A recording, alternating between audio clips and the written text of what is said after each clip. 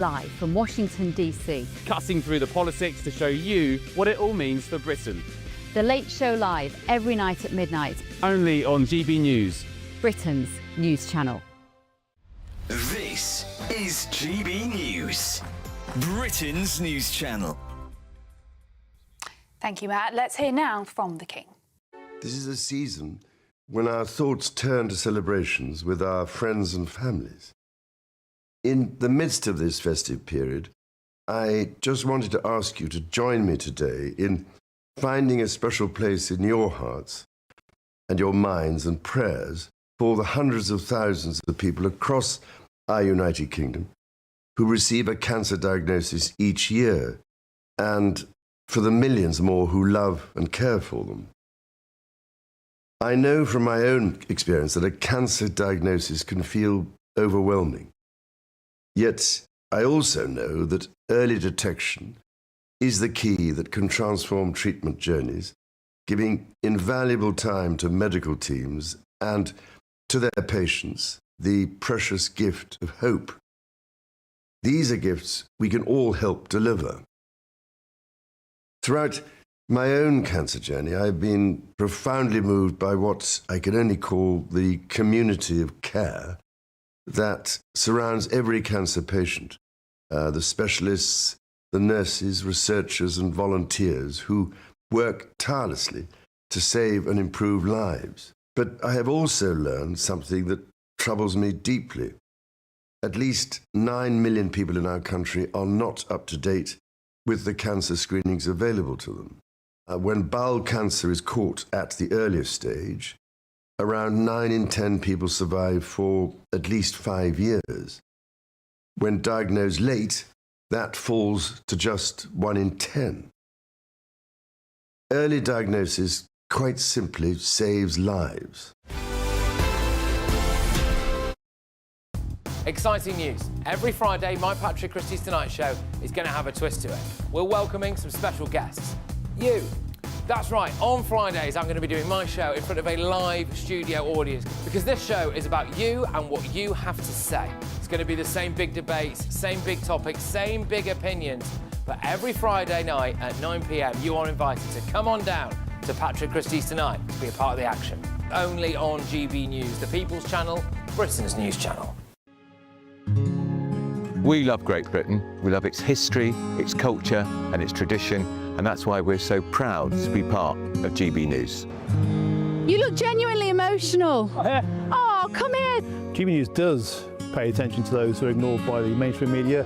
The majority of this country whose forefathers fought and died to maintain liberty, to fight for freedom of speech. The rule of law, the rights of property and democracy.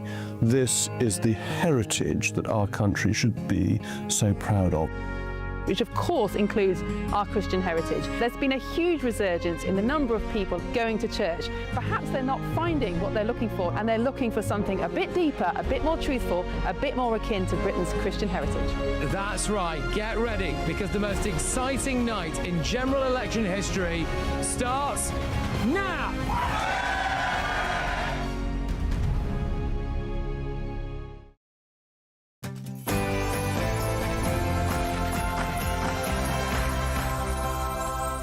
Well, good evening, everybody. It is 9 o'clock on the 24th of December. I'm Alex Armstrong, and this is the night before Christmas. On this very special show tonight, we will be bringing you live updates as Father Christmas journeys across the world, delivering presents to all the boys and girls. And get this, we might even be able to speak to the man himself if he manages to take a break. Also on the show.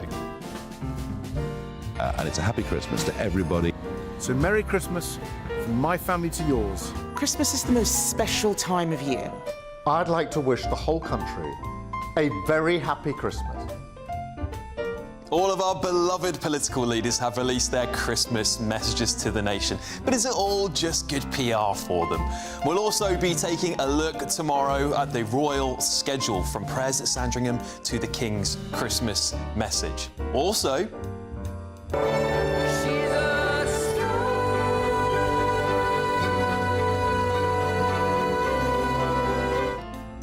have John Lewis taken the crown once again as the nation's favourite Christmas advertisement. And... naughty. Nice. Well, I've gained an exclusive look at Santa's naughty and nice list. I'm going to reveal all at 10 o'clock.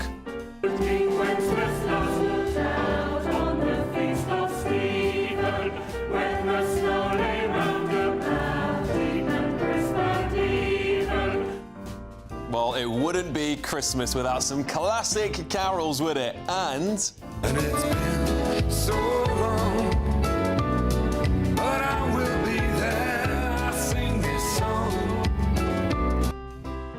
And this Christmas, we're all remembering Chris Rea, who sadly passed away earlier this week at the age of 74. His classic Driving Home for Christmas, is that your favourite? It's one of mine. And while you're joining me this evening, I want to hear from you. I'll be reading out so many of your comments tonight. Get in touch with me on Your Say or Twitter or Instagram, however you like. Let's hear what you're doing for Christmas. And I'm going to be joined throughout the show by some very special guests and, of course, some GB News favourites, including a Christmas Eve trip to Adam Brooks's pub. I wonder if any Labour MPs might have snuck into the bar tonight. We'll find out. And on my panel, media personality and commentator Ryan Mark Parsons, and former Conservative advisor Lauren McKevitt, and the trade unionist Andy Twelves. And of course, a very festive version of what happens next.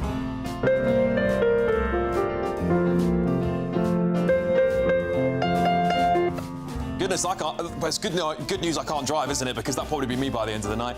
The night before Christmas starts right now.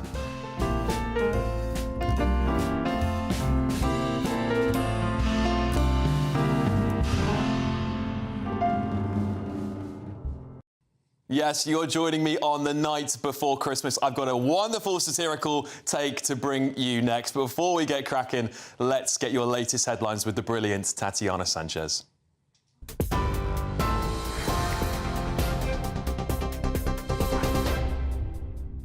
Thank you very much and good evening. The top stories. The Princess of Wales and Princess Charlotte have performed together on the piano for Kate's Christmas Carol concert.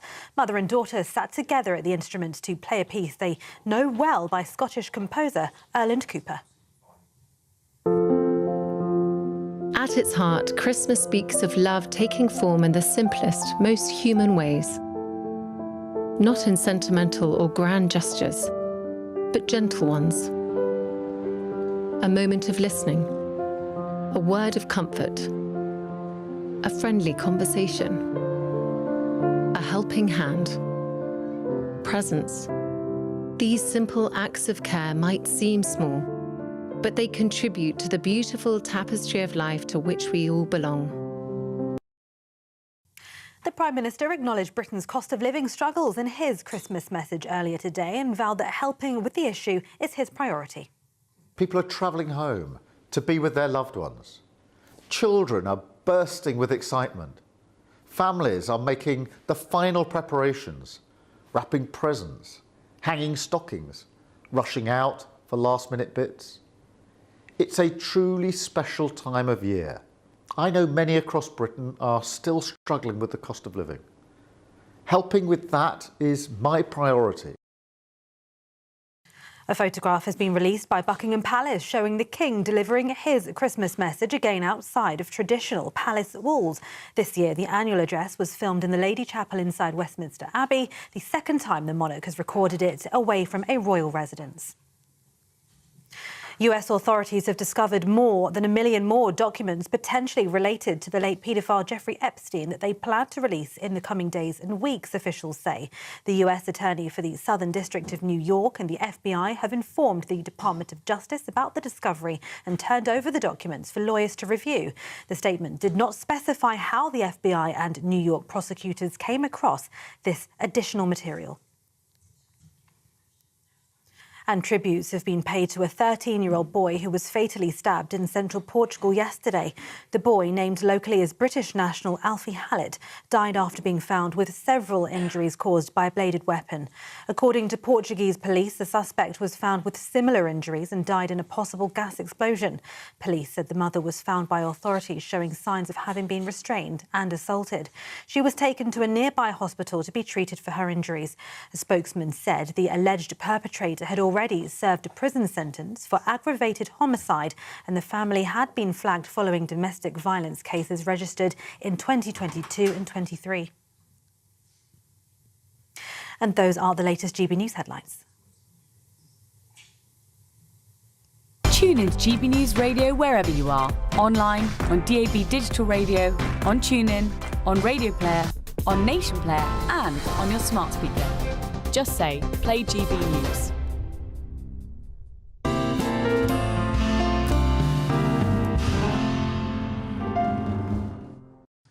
Well, welcome to the night before Christmas. And I've got a really special show lined up for you. Like nothing you've ever seen, at least it's seen me do before, but nothing that's been on the channel like this. You can see the beautiful studio. Look at these beautiful... It's so Christmassy in here. But I want to start off with something that we've been... I've been working on for a little while here, because it's a nice little satirical take on our Christmas, the night before Christmas tale. So let's get started, shall we? 'Twas the night before Christmas, and all through the land, not a Labour minister dared pull their head from the sand. Labour HQ was silent and stark as Keir turned to Rachel and tried to remark. "Oh, Rachel," cried Keir, "what on earth shall we do? The Grinch, Nigel Farage, stole Christmas and all our voters too." Rachel turned around and simply replied,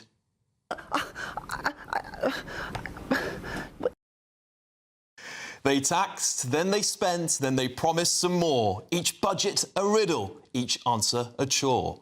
The country cried, 'Stop, we're stretched to the core.' But Rachel replied, 'That's just what you're for.'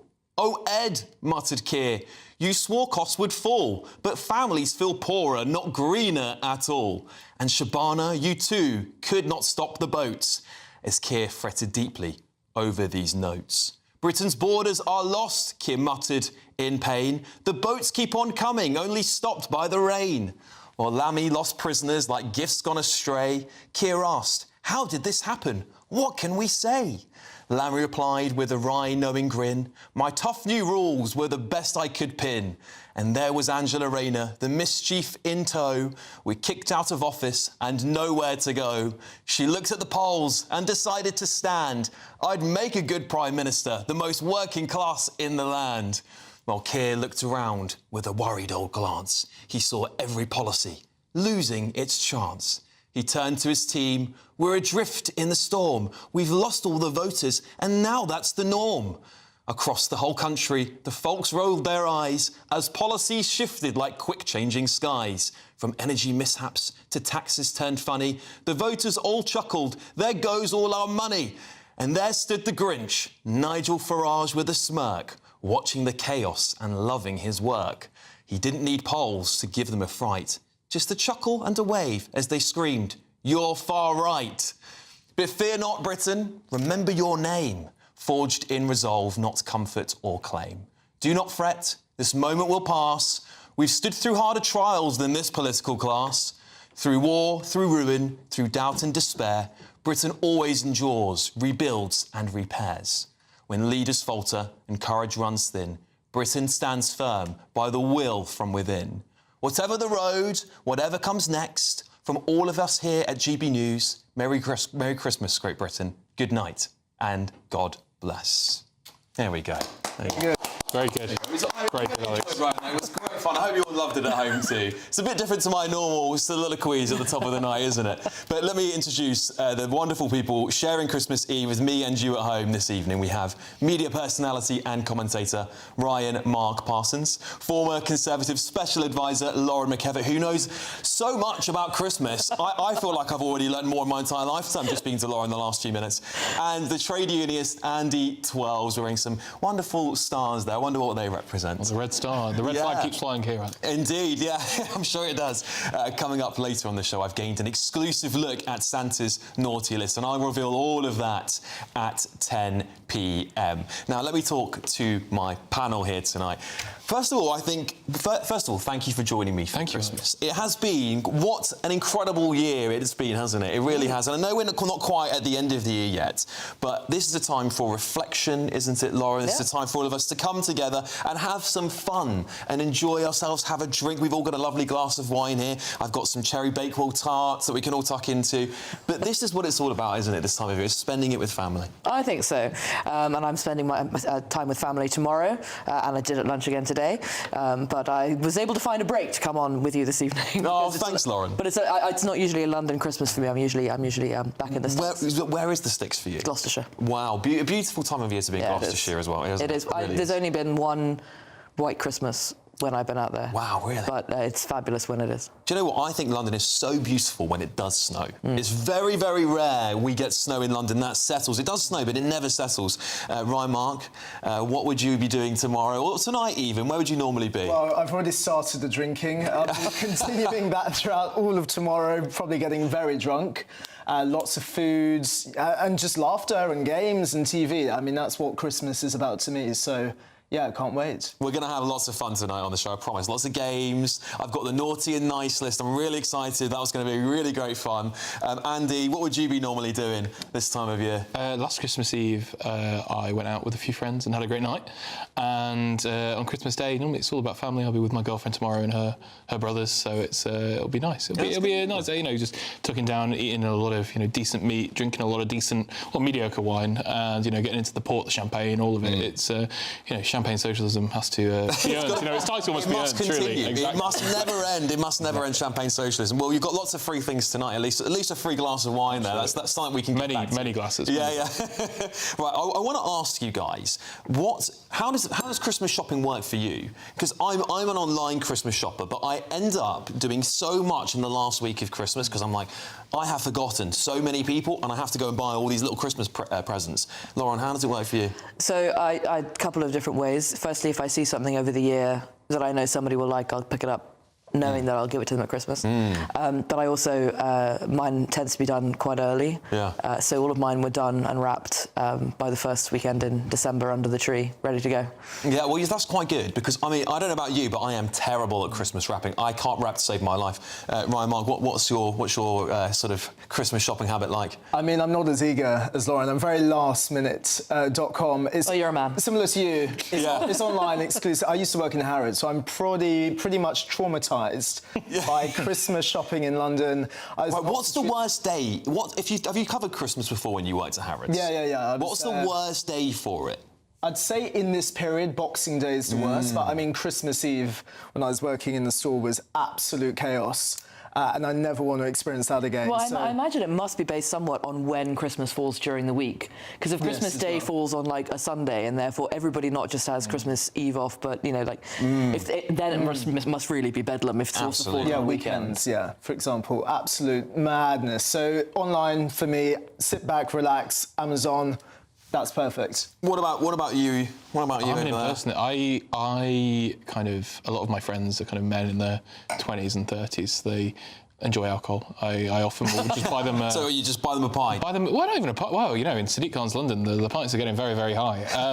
No, often get them... There's a couple of amazing spirits and wine shops in Soho that I often frequent, and it is a case of you kind of pick up the bottles throughout the year and then dish them out at some point during December. Yeah. Because, I don't see my friends on Christmas Day. You'll be shocked to hear. So you try and do it at the work dues or at the Friendmas, I believe is the term. But, often, I live in London. I live in Zone 1, very fortunate to. But in the entire month of December, I'm also very fortunate to experience almost every single person's first day in London and their first day learning how to walk. And first day learning how to shop. Yeah, and you've got these people, they'll just stop in a group of 5 abreast, just in the middle of Oxford Street.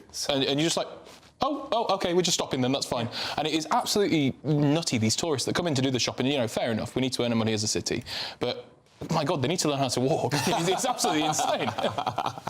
Well, loads of you are getting in touch with me. You've all really enjoyed.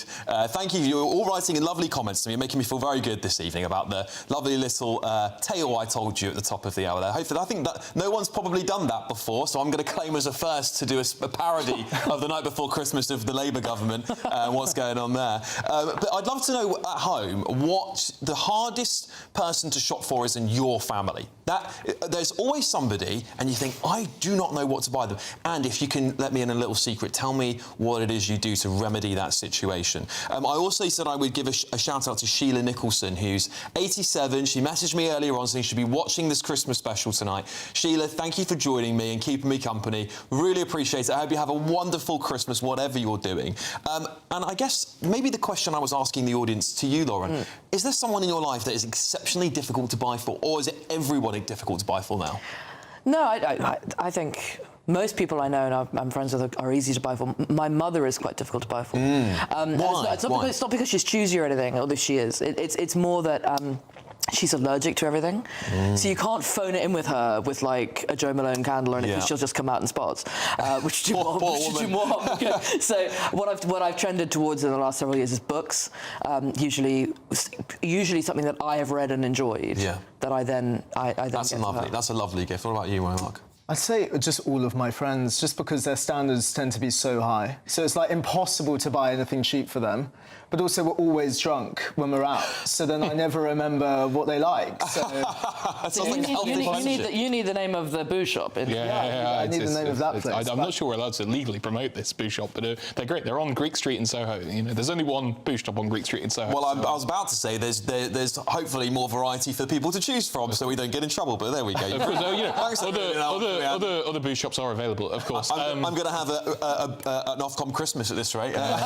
It'd be very good. I bought for my little sister. She's just started her first year of university, so obviously has spent all of her student loan already, of course. Which is mandatory in your first term. I bought her a 60 quid advent calendar, which that's an expensive I was calendar. shocked that an advent calendar could cost that much. It's like this hot chocolate from this very posh like tea shop. I don't know how much variation you could get out of 25 days of so much, but you would be shocked to hear £60 the advent calendar I bought myself this year, which is like the 5th year I've bought it, is the Fortnum & Mason tea advent calendar. That sounds quite good. You get 24 days worth of tea, all the different kinds of Fortnum's teas, and it is not £60. So I don't know what on earth is going on over there. But if 24 Fortnum's teas is not £60, well, that's inflation for you, everybody, isn't it? Well, listen, which political leader would you like to buy a gift for, and what would you buy them? Difficult question. That is a difficult question. I think I would buy Keir Starmer a one-way ticket to work on a farm in the United Kingdom somewhere for a year. It's not a bad one. So that he could understand what on earth he's doing to the countryside. Yeah, OK. Right, Mark? I think I'd get Kemi Badenoch a trophy. I think she's actually done an amazing job, and long may it continue. So I'd buy her a little trophy for Christmas. All right, Andy? Oh, God, that was quite heavy, those two. Zap Polanski, guy that I like quite a lot, I'd get him a roll of toilet paper to wipe someone's bum. Because he doesn't believe that's the job of rich people. I like him a lot, but he... There we go. You didn't want to offer him implants? No, he doesn't need implants. He doesn't need implants. He can do it by hypnosis. Yeah, there you go. It's very impressive. And he does it for the love of the game. He's gay, so he's not even doing it out of like some perverted way. He's a pro-growth party leader. That's what he is. Maybe he genuinely believed it. Well, seeing as no one said Ed Davey, I'd buy Ed Davey a trampoline because I feel desperate for him every time I see him without one. I think he's just have one he can carry around, and maybe we should get Nigel Farage like a year's supply of booze. I don't know, he'd like that, or some cigarettes. Yeah, a year's supply of cigarettes. One of those two things, so he can always be ready to go. Listen, well, soon we're going to be joined by a very special guest via video call. But first, let's check in and see where the man of the night is right now. He's currently flying over Libya. There you have it. Lots of kids, little boys and girls, hopefully, getting their Christmas presents in Libya there. He's got a little bit of a flight to go to get over here. So if you're watching at home with any little boys and girls, I hope they've been nice this year. And we hope that Santa will be coming very, very soon. We'll see you all after the break.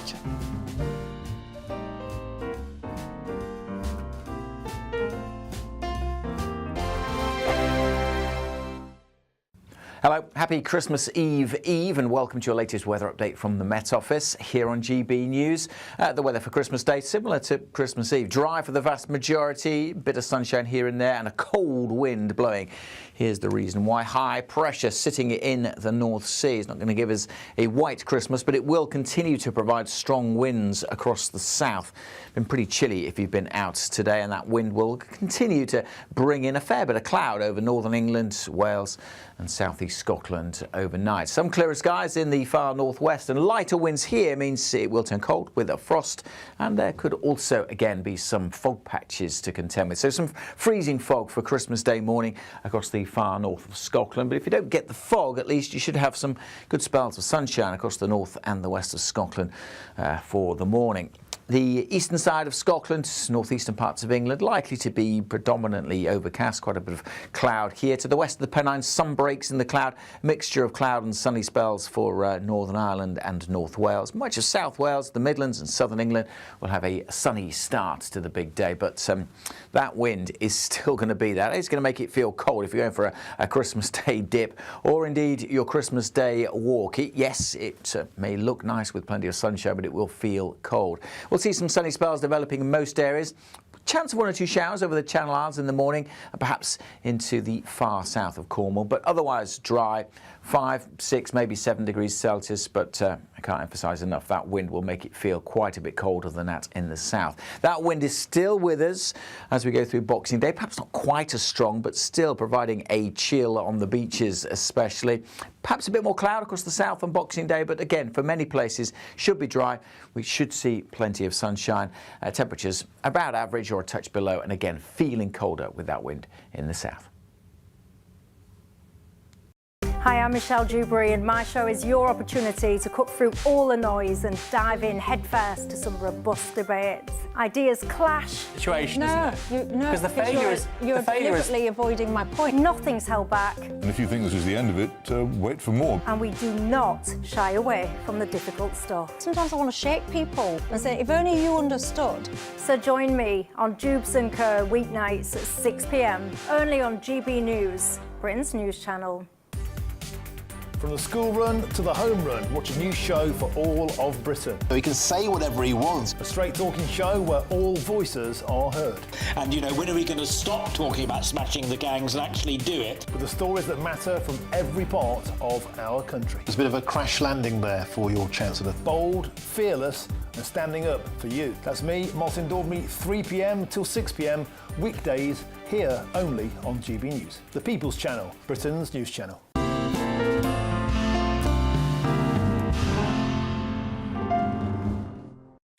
Welcome back. I'm Alex Armstrong, and you're joining me on the night before Christmas. I've just got a few comments here from some of you lovely people. Rabina, I just saw your message on your say. Rabina has said, Alex, I'm watching the show from my hospital bed on my phone. Rabina, Merry Christmas. God bless. I hope you get better soon, and we're sending you all our love here from GB News. Tommy says, Alex, the way I see it is I don't buy anyone a present if I don't know what to get them. As personally, I'd rather have nothing but a card than an impersonal present. That's a really good point, Tommy, but there's so much expectation, isn't there, at Christmas to receive gifts? I was just saying to the panel that because of the size of my family, I've just started saying to them all, your gift this year is me. How about that, eh? Your gift is me. I think the unpersonal nature of a bottle of something can often make up for the lack of specifics, I think. That's true. That's a very good point. But everybody stopped drinking now. I saw this graph the other day that apparently the alcohol consumption in this country is absolutely cratering. We used to be a proper country. I haven't stopped. I haven't stopped either. Just there you go, 15 years of Tory Britain, you know. That's what it's done to everyone. But while you're talking, PW, a good friend of the show, says 12's is up to his game. Xmas jumper and hat. This lefty has earned some points. There you go. You've gone from -100 to -98. This is what happens when the kind of Christmas Eve drinks kick in on the audience. They start liking me. This is what's going on. It could be a magical Christmas. And on that note, tonight, on the magical night of the year, while children around the world are fast asleep and last-minute wishes are still being made, we're welcoming a guest who needs no introduction. He's travelled farther than anyone else and somehow has found time to join us on Christmas Eve. Well, of course, I'm delighted to be joined now by the very special Father Christmas here himself. Father Christmas, thank you so much for stopping by on your sleigh and joining me on this very special occasion. How have you managed to get to all these young boys and girls tonight and deliver their presents? Well, you see, that's a technique that I borrowed from the Time Lords some time ago. Oh yes. I mean, it's a sack that's bigger on the inside. The sleigh is indeed a TARDIS, but it's been adapted somewhat. And we had it a long time before those chappies on the television started mucking about. But the thing about being able to get all over the place quickly is being a time-free being. I can just go backwards and forwards as often as I like until I get the job done. Also, are you still with me? Because this is rather complicated. Oh, yes, I can still hear you, Father Christmas, don't worry. Splendid. Subatomic particles, you probably heard of some of those. Now, quantum physics shows that very, very small particles can be in multiple positions simultaneously. Wow. Now, I use that trick. Oh, yes. It's how quantum computers work, as far as my perspective. I see. Oh, yes. Well, Father Christmas... And what I do is I bring all the bits together and make a macro-sized one, so I can be in lots of different places at the same time. That makes a lot more sense to me now, Father Christmas, because I was never sure myself. The other question I had for you is, what variety of foods do people leave out for you? Because I traditionally leave the carrot and a glass of milk, but I know some people like to leave a mince pie or they leave a cookie. What's your favourite and what kind of variety do you get? Well, the mince pie is a particularly important one because Rudolph really loves mince pies. It's how his nose gets so red, you know. The more mince pies he eats, the bigger and redder his nose gets. And it gets to the point that eventually it breaks and falls off. Oh, my goodness. He's been doing this for thousands of years. And you've probably seen some of them. We donate them to Comic Relief. Those are all spare old Rudolph noses. You can tell by the smell. It's slightly musty. That's what it is. That's what it is. And what does Mrs. Claus do this time of year? Is she putting her feet up, having a break as well this time of year? Well, she's just got back from hospital. Oh, has she really? Yes. Well, we send Mrs. Claus all of our best wishes, and I'm sure she'll be getting looked after by the best elves in the land. Yes, indeed. Yes. And quite a number of NHS staff as well. Well, they are the best indeed, aren't they? They are the best indeed. Absolutely. Well, Father Christmas, thank you for joining us. Have a lovely Christmas period, and I'm sure lots of boys and girls will be getting into bed nice and early tonight so that you can get your presents absolutely. down. Absolutely, must be asleep. Well, listen, thank you so much for joining me. A very, very special guest, Father Christmas himself. We wish you the very best on your travels this evening across the planet. Thank you very much, Father Christmas. I'll shoot off again. Cheerio, bye, everybody. Cheerio, Merry Christmas. Cheerio, Santa. There we have it. What, as a first, I've never interviewed Santa before. There we go. So, what I was going to ask you, what do you leave out for Santa Claus? Do you still? In South Africa, they leave biltong and branners. Oh, do they really? Yeah, which is brandy and coke. But I think you leave the house red version, don't you? Yeah. Whatever the house leaves. We've got a nice house red here tonight, courtesy of you, Lauren. It tends to be what your parents have done before you. I think is what you end up doing for your children. Well, did you ever leave anything out? Did you have any members of your family, little kids that will leave things out? I grew up in Hong Kong. Leaving things out not particularly advisable in the tropics. Yes. So there was not too much of that. It must be said. And I'm sure Santa appreciated that as well. Yeah. Santa massively appreciated not having an ant infestation by Boxing Day. I bet he did. Yeah. Well, I usually leave a mince pie, but I think something useful this year, maybe like an Ozempic needle. An Ozempic needle. Useful this year for Santa, but. You reckon Santa's on the Aussie P? No, I think he needs to be. Well, no, my theory on this, I should have asked him, but my theory on this is that Santa needs to be that heavy so he can burn, because a lot of energy he's got to burn off this time of year. So I reckon when he goes back home, he's actually very slim. Yeah, but you heard him. He's broken the space-time continuum. He has. So this is basically 12 months for him compressed into what is one night for us. Well, you know what? Because of quantum computing. I was listening. Yeah, it's very fascinating, isn't it? I've never heard such a detailed account of the science behind it before. I just assumed it was magic. Perhaps I'll continue believing that. Andy? I think, you know, a shout out to the National Elf Service for looking after Mrs. Claus. That's a good joke for the boys and girls there at home. No, I think they're very interesting, you know, about the atoms and such things. I've never intellectualised Santa's kind of journey as much as... Do you reckon the elves have unionised? Oh, they should. They should. What union would they be under? Probably the GMB or Unite, like a general workers union. Well, let's hope they don't go on strike. I suppose, yeah, CWU, they would be, yeah, no. So I keep on asking you all at home to send me in what presents you like to buy people, and I also asked, you know, what if you could buy a political leader anything, what would you buy them? And John here says, I would get Nigel Farage a mop for when he wipes the floor with everybody next year. You might have to wait a few more years, unfortunately, John, for a general election, if that's what you're hoping for, but you never know. Christmas might come early in that respect. 3 sets of elections in May next year. Well, that's true. Wales, Scotland, locals in England. No, I had the general election in my mind. Labour going to take an absolute shellacking in Wales. No, they might very well do. They could be hoping for a Christmas miracle, perhaps. Well, yeah, Plaid Christmas, wouldn't it? Plaid Cymru, they're looking to... Could be a reform Christmas. I don't think so. Or turquoise Christmas. Yeah. Could be a turquoise Christmas next year. Well, Nick here says, I bought something for myself because I look after my family all year round. I've got myself a Merc convertible as an investment. That is the best sell I've ever seen, Nick. An investment. I love that one. I love that one. I saw a great joke on Twitter today of a guy saying he's handed his wife her gift and she's unwrapping it. She said, well, you said we needed milk. Aren't you happy? Very good. Yeah, lots of you are wishing Mrs. Claus to get better soon. I certainly agree. We always want Mrs. Claus to get better soon. I think this time of year is really important because when we're leaving out all these things, it's part of the tradition, isn't it? We've done at Christmas, and it's passed down through generations. And I just will always really love to see that continued. I'm very lucky where I had younger brothers who are 10 years younger than me, so I'm 34, they're in their early 20s now. And so I had that magical experience of seeing kids enjoy Christmas. And I think that is what it's all about because, you know, presents aside and all that stuff, for me, Christmas is about being with people you love and you care about and spending that special time with people. And of course, it's a reminder this time of year for the people at home who might have lost somebody. You know, it does happen, doesn't it? We all lose people in our lives and we'll be thinking about them as well. And they'll all be with us, of course, in our hearts as we enjoy Christmas throughout the year this year. Dave says, oh, no, I'm not reading that, Dave, because you're going to ruin the magic, and I'm not ruining the magic for all the young boys and girls. But of course, keeping it throughout the year is the important part. That's in the Christmas Carol, that's one of the biggest parts at the end, that he learns how to keep Christmas throughout the year. There you go, that's it. Well, look, coming up after the break, we'll be previewing the Royals' very busy festive schedule, so you know what to keep an eye out for tomorrow. I'll see you in just a few merry minutes.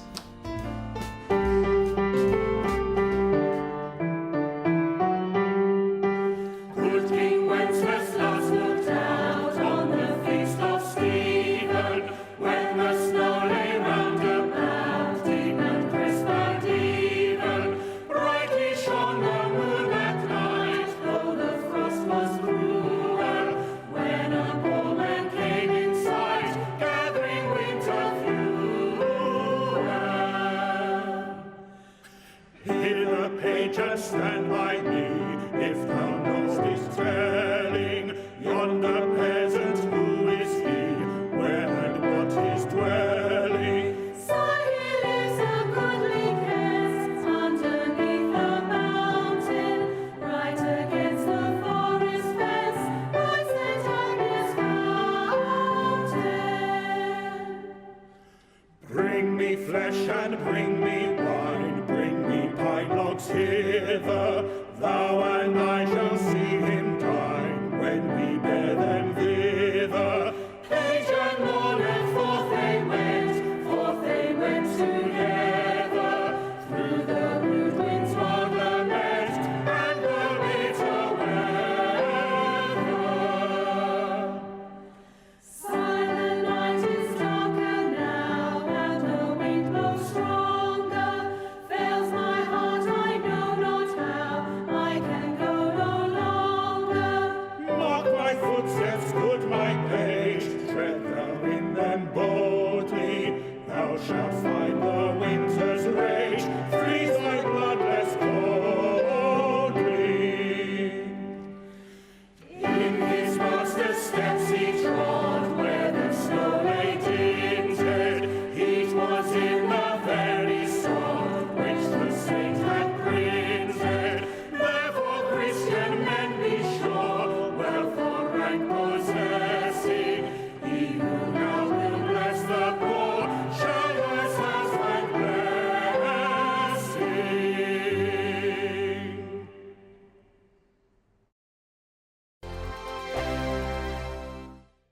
Britain deserves a newsroom that puts the facts and your voice first. Well, and that's what you get on GB News. Lively debates, lively conversation. And we're not afraid to hold power to account. And each other. So join me, Andrew Pierce. And me, Miriam Gates, for Britain's Newsroom, weekdays from 9:30 on GB News. Bold. They are under no illusion. Ray. Are you a human trafficker? Boundless. I've had enough of the nonsense, and I'm not afraid to say it. Don't get us on the BBC. Every weeknight, I tear through the headlines. The smell of gasoline. Should we be worried about it? From Westminster madness to cultural war chaos. What we're going to do now is they are throwing things out the car as we speak. Get ready, Britain. Here we go. Patrick Christie tonight, weeknights from 9 p.m, only on GB News, Britain's news channel. Hi, I'm Michelle Dewberry, and my show is your opportunity to cut through all the noise and dive in headfirst to some robust debates. Ideas clash. Situation, no, isn't it? No, Because the failure is... You're deliberately avoiding my point. Nothing's held back. And if you think this is the end of it, wait for more. And we do not shy away from the difficult stuff. Sometimes I want to shake people and say, if only you understood. So join me on Jubes & Co. weeknights at 6 p.m, only on GB News, Britain's news channel. From the school run to the home run, watch a new show for all of Britain. So he can say whatever he wants. A straight talking show where all voices are heard.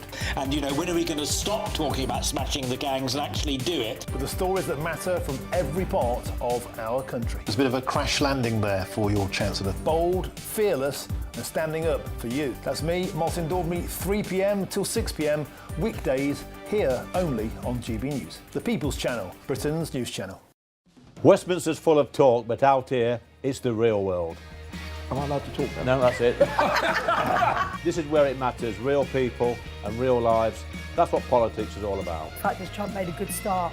No. Straight answers, no spin, and just a couple of pints. How many fingers have I got up? About 10. So join me for Lee Anderson's Real World every Friday at 7 p.m, only on GB News. The People's Channel, Britain's news channel.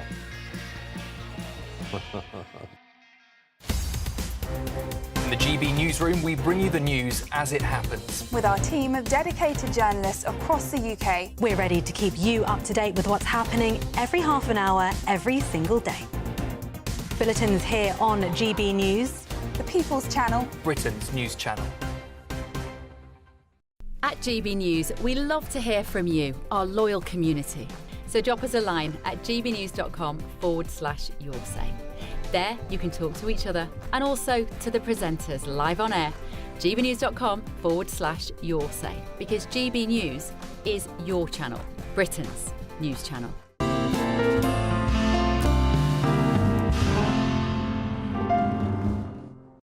Welcome back to the night before Christmas with me, Alex Armstrong. And in a moment, I'll be revealing what happened in Kazakhstan, of all places, where a driver took rocking around the Christmas tree to literally another level.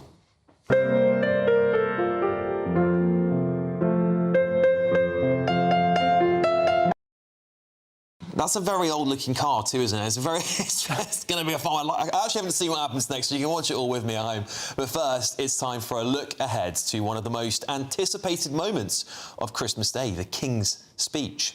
Well, last year, King Charles took the opportunity to reflect on what had been a challenging year, considering his cancer diagnosis, of course, thanking doctors and nurses who had cared for him, as well as the Princess of Wales, who'd helped him through this tough period, whilst also undergoing her own treatment. So, what can we expect for tomorrow? Well, joining me now is the royal commentator and historian, Alexander Larman. Alexander, thank you so much for joining me this Christmas Eve. The King's speech, the monarch's speech, of course it is a highlight for everyone at home. It's one of the moments many people gather around the TV after having their Christmas dinners. What should we expect from the King this year? Good evening, Alex. Well, obviously, yes, I can't wait. I mean, I'm counting off the hours till it begins. And certainly what I think we're quite interested in is the idea of, is the King going to come out with his boilerplate stuff about how it's been a wonderful year and about how he celebrates all faiths and all those religions or none? Or is he going to say something about that? It's been yet another terrible year for the royal family, because ultimately his younger brother has had his titles stripped from him. His son has been, his younger son's been an embarrassment and an irritation as usual. The king is still having treatment for cancer. I mean, it's been another rubbish year all round. So he would be forgiven for saying to the assembled people watching it, oy vey, you know, it's not been a great year for Buckingham Palace. But I don't think he's going to do that. I think it's much more likely that instead we're going to get a few moments of essentially Charles being Charles. And I think a lot of people, myself included, would actually be quite impressed if he said something that was actually personal. If he just said, look, it's been really rubbish. It's been another rubbish year. I can't wait for it all to be over. Because I feel that the difficulty at the moment is that the royal family are stuck between several different stools. And one of the stools that they are stuck between is that the world is looking on at what's going on with Andrew, what's going on with the scandal there. But, you know, the latest Epstein revelations that came out yesterday are hugely embarrassing. I mean, Andrew saying that he wants to have inappropriate female company. And it's all so icky. And I think it's very hard for Charles to have this very traditional perspective on matters and to be able to sit there and say, well, the royal family's done marvellous things this year, because they haven't done marvellous things this year. And I think that there have been, undeniably, there have been good works done, and there have been, you know, things that people should be proud of. The crisis that the royal family has been undergoing is not going to fly particularly well. So I'm going to be fascinated to see what's going on. I'll be fascinated to see what the king says. And I mean, who knows? He might do it in a more personal way. He might reverse some of the difficulties he's had with Harry and Andrew. He never has before. But if he did, it would actually get him a lot of kudos amongst people, I think. I certainly agree, Alexander. Of course, just to say, you know, Andrew Mountbatten-Windsor would, of course, he denies all his accusations. But moving on from that, what you were saying reminds me of the late Queen Elizabeth II's Annus Horribilis. Is it Annus Horribilis? I hope I'm saying that correctly. The Latin for the terrible year they had in 1992, of course. But it hasn't been a great year for the royal family, particularly with all the health problems that have been in the family. But we have seen them bounce back towards the later end of this year. Andrew aside, of course, but their health has been better. We've seen incredible, the Princess of Wales just looking absolutely stunning and regal at these state banquets where she absolutely shines. She's been getting back into public life. So hopefully there could be some light at the end of the tunnel here. And they have now, it seemingly, dealt with the Andrew issue, at least from a royal institution perspective. So perhaps maybe the king will look forward to what's coming next year as a better year for them, perhaps. I wish I was as optimistic as you are, Alex. I mean, we could have had the same conversation a year ago. What I think I would have said to you back then is, I think there is worse to come. And indeed, worse has been to come. So, I mean, yeah, you're absolutely right, of course. But, I mean, Kate that is a success story. I mean, obviously, because she was diagnosed with cancer at the beginning of last year, and thankfully she's come through that. And I think a lot of people, probably including the king, would actually like William and Kate to be more of a focus than they currently are, because they are obviously the more youthful, more energetic face of the royal family.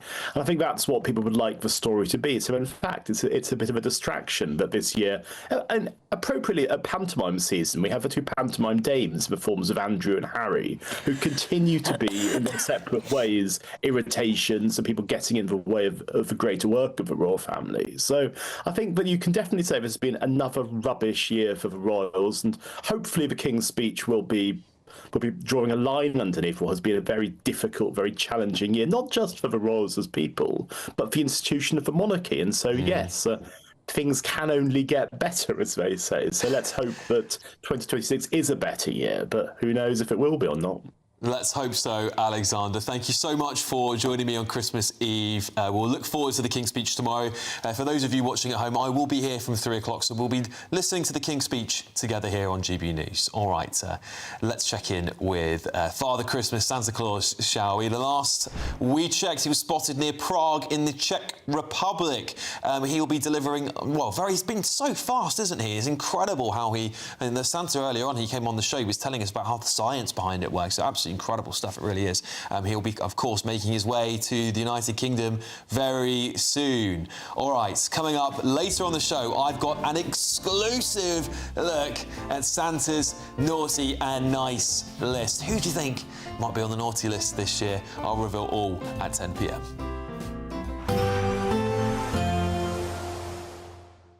I forecast a perfect holiday in the sun. Weather looking good then? For sure, and no worries about our travel insurance. All Clear Travel Insurance sponsors GB News travel destinations forecast.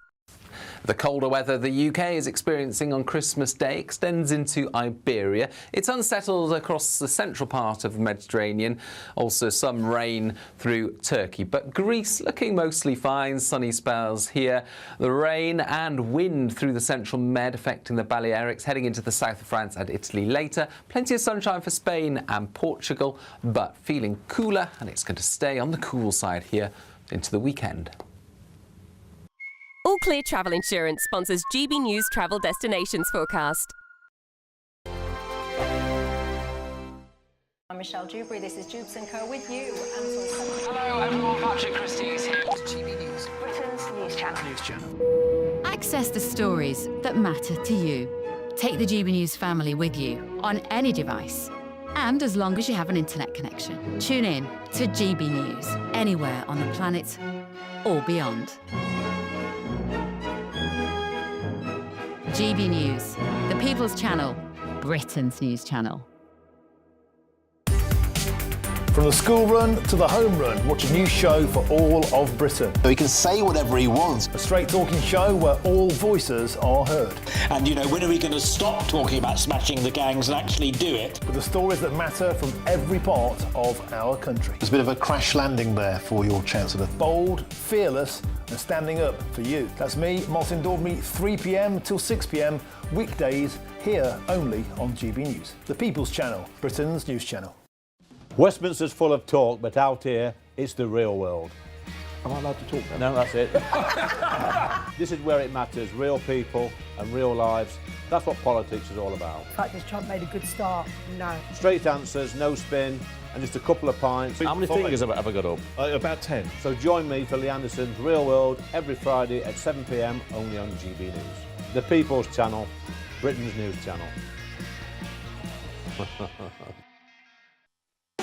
You want to know what's really going on in the corridors of power? Labour don't know what to do with you half the time, and that makes you quite lethal in the chamber. Get behind the headlines with Chopper's Political Podcast. Join me, Christopher Hope, as I sit down with the great and the good of British politics. We'll see where this ruling takes us. These are the stories shaping our nation. Chopper's Political Podcast, available now on all platforms. Listen in and stay ahead. Decisions made in Washington aren't just shaping America, they're shaping Britain too. From migration to global security, from crime to health. Whatever happens in the White House today will be felt in your town or city tomorrow. That's why The Late Show is live from Washington, DC. Cutting through the politics to show you what it all means for Britain. The Late Show live every night at midnight. Only on GB News. Britain's news channel. Hi, I'm Michelle Dewberry and my show is your opportunity to cut through all the noise and dive in headfirst to some robust debates. Ideas clash. Situation, no, isn't it? No, Because the failure is... You're deliberately avoiding my point. Nothing's held back. And if you think this is the end of it, wait for more. And we do not shy away from the difficult stuff. Sometimes I want to shake people and say, if only you understood. So join me on Jubes & Co weeknights at 6 p.m, only on GB News, Britain's news channel.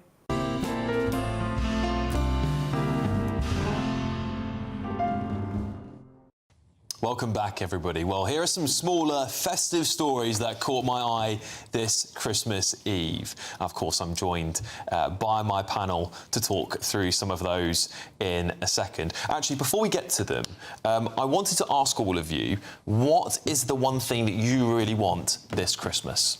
That I really want? The one present that you really present. And what's the... I mean, it doesn't have to be a present. It could be anything. It could be anything. Cartier. Yeah, a nice red box under the tree would be really nice. Cartier? Some gold, yeah, like jewellery. Anything sparkly. Well, that's mad preparing for economic collapse. He's only willing to take gold. Crumbs. Okay. No, I'm not sure I've ever gone into Christmas wanting a particular thing. Fair enough. So. When I was a kid, I really loved Lego, so I really wanted this Lego Star Wars thing I could build, this X-Wing. It was awesome. Yeah. Awesome. That was one thing I really wanted. The year I got a Furby really well. Yeah. I really wanted a Furby, and my younger brother got a Furby too, and was arguably too young stung for it, and so he didn't chuck it so much as he dropped it down a stairwell. Yeah. And then any time this thing was picked up by him, it just said worry the whole time. So the rest of it's natural life. Well, that makes a lot of sense. The only thing I said to my brother was worry, and I was like, wow, sentience is really like machine learning here is pretty good. A Furby, it's like a Never heard fluffy of a Furby little before. toy. How old are you? Born in 2000. Oh, okay. It's Well, like then a we'll let you fluffy go. toy. I've never seen a Furby. We'll let you go. We'll let you off. Yeah, I can't believe the Furby predates anybody. Actually, I still can't get my head around that. But let me talk you through the story here, because animal experts, Andy, has said are saying not to dress up your dog in a Christmas outfit. It's woke nonsense. It's woke nonsense, Alex.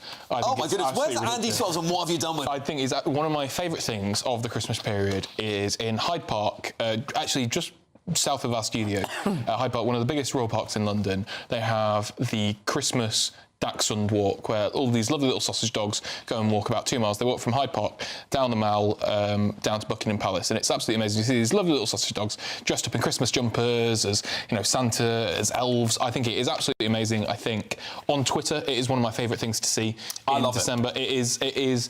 If anyone is banning that, that really is indicative of Keir Starmer's United Kingdom, and I cannot get behind it. I think it's absolutely ridiculous. No, this is silly. I would chuck the Tories in with that for a little bit of time. Not anymore. I think the Tories have changed as a party, but I think that pre-Starmer they were probably a little bit on that spectrum. Is this someone as well. like Petter suggesting this? They keep it is Petter. It's Petter's vice president. You're picked in blanket. I call them Peter. Yeah, they were called. It is Elisa Allen, Peter or Petter's vice president of programmes and operations. The only animals who should wear wool are sheep. I have to say, Elisa, you're the enemy of the people. This is absolute rubbish. Woke nonsense. Get it gone. Have a drink. It's Christmas. Hang on. So if it's not wool, if it's man-made, if we're talking rayon, are we all right? Polyester. If the dog is flammable by the end, is that an animal welfare issue? I just think it's tacky. I just think a dog wearing a jumper, maybe if it's like a gilet, like a shuffle, maybe for like a cockapoo. You're too Harrods for me, Margaret. Yeah, honestly, it's got to be. Actually, if you've got any of your dogs at home, dress up in a Christmas outfit, send them in to us. Don't send a picture, send them the animals. Send us the dogs. Well, yeah, send the animals. Send the cats, send the dogs. Petter will not have a problem with that. But I just think that's nonsense. I really do. While we've got some more time here, another interesting story. Gen Z are replacing turkey, get this, with a curry or a pizza. That's blasphemy. This is Sophie Corcoran. This is Sophie Corcoran. Who is that? Sophie Corcoran is like an online conservative influencer, a bit far. Commentator, I was going to say. She was on the front page of the Daily Mail a couple of days ago talking about how she's contributed to this channel. Her like Tesco Christmas curry is what she eats every single Christmas. She has done since she was a kid. She has a Christmas curry with a slice of toast, and that's her like Christmas do. And again, not to go down the whole like right-wing influencer route here, but woke nonsense. This is ridiculous. We used to be a country. Listen, when Andy starts pushing out right-wing talking points in the new year, you can thank me for having him on this show. I don't know what we've put in his wine tonight, but he's gone. He's been spending too much time here. He's not going to be allowed in any of his left-wing political parties soon. Well, I think I'm the only one on the panel that represents Gen Z, and I think it's utterly embarrassing that anyone in my generation... To be fair, we also think it's embarrassing. Well, just to make the distinction, I'm representing Gen Z here. What a shame. Anyone my age could be cooking pizza or curry on Christmas Day. Absolutely outrageous. So we used to in Hong Kong we had goose, and we would order it from a restaurant on Wellington Street called the Yung Kee restaurant, and we would order it without that glaze put on at the end of it. And then by the time we moved back to England, we were like, well, we'll cook goose. Oh, no. Goose used to be incredibly hard. I think incredibly hard to cook. My father and I got completely total cooking it, and then made a trifle for 18 people for 4 people back. There you go. Well, look, loads more of this chat coming up next. 6, 7. 6, 7. No, I refuse. Any kids watching at home? 6, 7. Nigel Farage has got people talking online because his Christmas message featured a 6, 7, whatever that is, at least anyway. I don't actually know what it means. But before that, I've gained an exclusive look at Santa's naughty and nice list. I'll reveal it all next. Keep your comments coming in to me. I love reading them out, and I hope you're having a lovely Christmas Eve with us.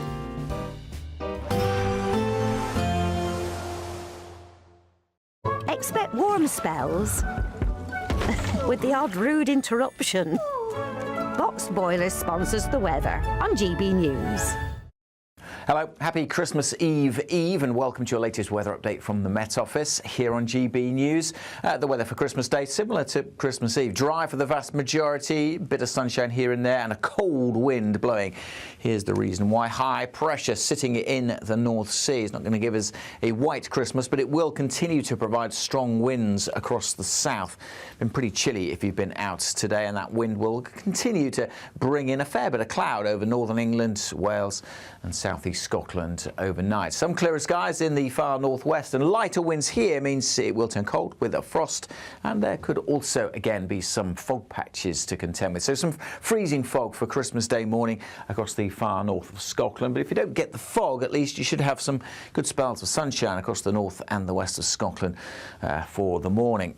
The eastern side of Scotland, northeastern parts of England, likely to be predominantly overcast, quite a bit of cloud here. To the west of the Pennines, some breaks in the cloud, mixture of cloud and sunny spells for Northern Ireland and North Wales. Much of South Wales, the Midlands and southern England will have a sunny start to the big day, but that wind is still going to be there. It's going to make it feel cold if you're going for a Christmas Day dip or indeed your Christmas Day walk. Yes, it may look nice with plenty of sunshine, but it will feel cold. We'll see some sunny spells developing in most areas. Chance of 1 or 2 showers over the Channel Islands in the morning and perhaps into the far south of Cornwall, but otherwise dry. 5, 6, maybe 7 degrees Celsius, but I can't emphasise enough that wind will make it feel quite a bit colder than that in the south. That wind is still with us as we go through Boxing Day, perhaps not quite as strong, but still providing a chill on the beaches especially. Perhaps a bit more cloud across the south on Boxing Day, but again, for many places, should be dry. We should see plenty of sunshine. Temperatures about average or a touch below, and again, feeling colder with that wind in the south. Expect warm spells with the odd rude interruption. Box Boilers sponsors the weather on GB News. A very Merry Christmas to you all from the Aurora Collection Resort in Lapland. We're on an amazing Arctic adventure to celebrate our greatest cash giveaway, a simply stunning £85,000. And this Christmas, we're giving you the chance to win it all. So don't miss out this Christmas. For another chance to win £85,000 cash, text cash to 63225. One entry costs £2.50 plus one standard network rate message. Or text bonus to 63225. 5 entries cost £5 plus one standard network rate message. Go to gbnews.com/win. Entries start at £2.50. Call 0903 686 3232. Calls cost £2.50 plus your network access charge. Or post your name and number to GB18 PO Box 8690 Derby DE1 9TT. UK only. Entrance must be 18 or over. Lines close at 4 p.m. on the 30th of January. Please check the closing time if listening or watching on demand. Good luck. Westminster's full of talk, but out here, it's the real world. Am I allowed to talk then? No, that's it. This is where it matters. Real people and real lives. That's what politics is all about. The fact that Trump made a good start, no. Straight answers, no spin, and just a couple of pints. How many fingers have I got up? About 10. So join me for Lee Anderson's Real World every Friday at 7 p.m. only on GB News. The People's Channel, Britain's news channel. Join me, Nana Akwe, for an informative, interactive news programme with a difference. It's fun. No, he didn't say that, Dave. I'm so surprised. I think there's an element of truth to that. Join me from 3 p.m. every weekend, only on GB News, Britain's news channel. Decisions made in Washington aren't just shaping America, they're shaping Britain too. From migration to global security, from crime to health. Whatever happens in the White House today will be felt in your town or city tomorrow. That's why The Late Show is live from Washington, D.C. Cutting through the politics to show you what it all means for Britain. The Late Show live every night at midnight. Only on GB News, Britain's news channel. No matter the state it's in, this is our nation. Join me, Jacob Rees-Mogg, for a genuine, honest discussion on where we have been, where we are going, and where we are with the people who set the direction. Tune in to State of the Nation every Monday to Thursday, 8 to 9 o'clock. Only on GB News. the GB newsroom, we bring you the news as it happens. With our team of dedicated journalists across the UK. We're ready to keep you up to date with what's happening every half an hour, every single day. Bulletins here on GB News. The People's Channel. Britain's news channel.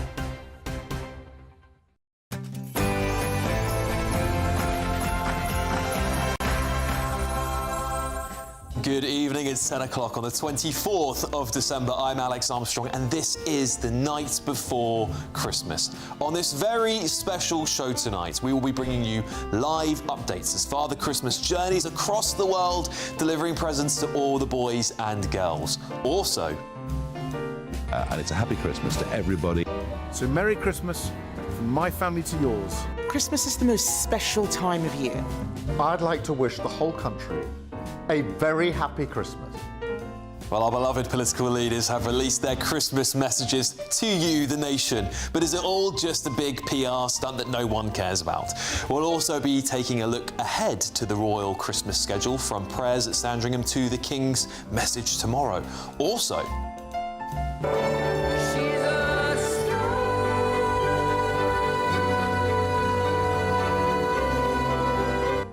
have John Lewis taken the crown once again as the nation's favourite Christmas ad? And naughty. Nice. I've gained an exclusive look at Santa's naughty and nice list. I'll reveal all very shortly. Also,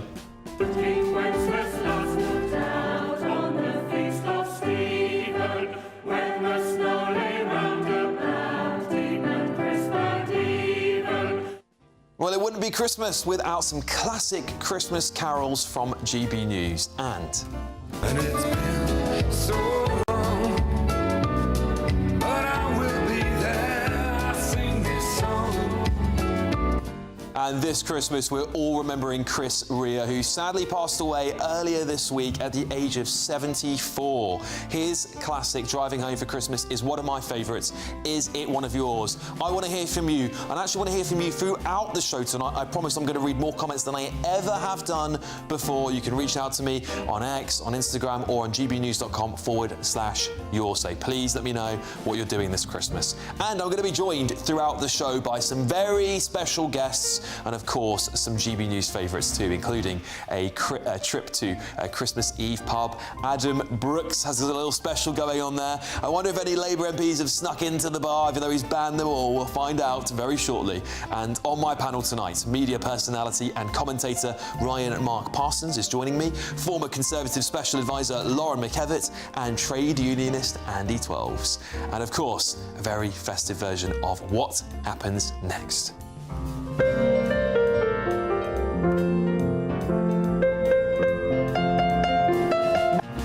Well, it's a pleasure for you all to be keeping me company and joining me on this very special night. And before that, of course, here is the little intro we've got prepared for you.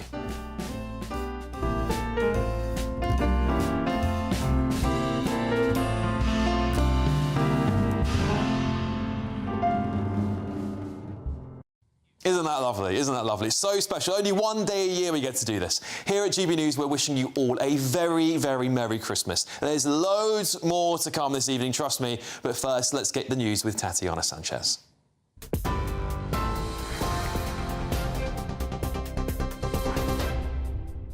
Thank you very much and good evening. The top stories. The Princess of Wales and Princess Charlotte have performed together on the piano for Kate's Christmas Carol concert. Mother and daughter sat together at the instrument to play a piece they know well by Scottish composer Erland Cooper. At its heart, Christmas speaks of love taking form in the simplest, most human ways. Not in sentimental or grand gestures, but gentle ones.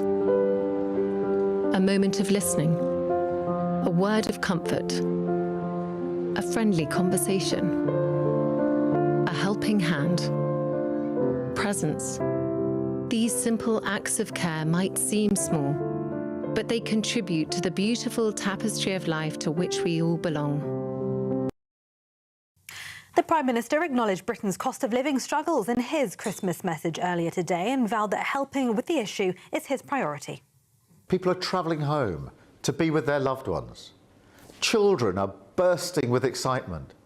Families are making the final preparations, wrapping presents, hanging stockings, rushing out for last-minute bits. It's a truly special time of year. I know many across Britain are still struggling with the cost of living. Helping with that is my priority. A photograph has been released by Buckingham Palace showing the King delivering his Christmas message again outside of traditional palace walls.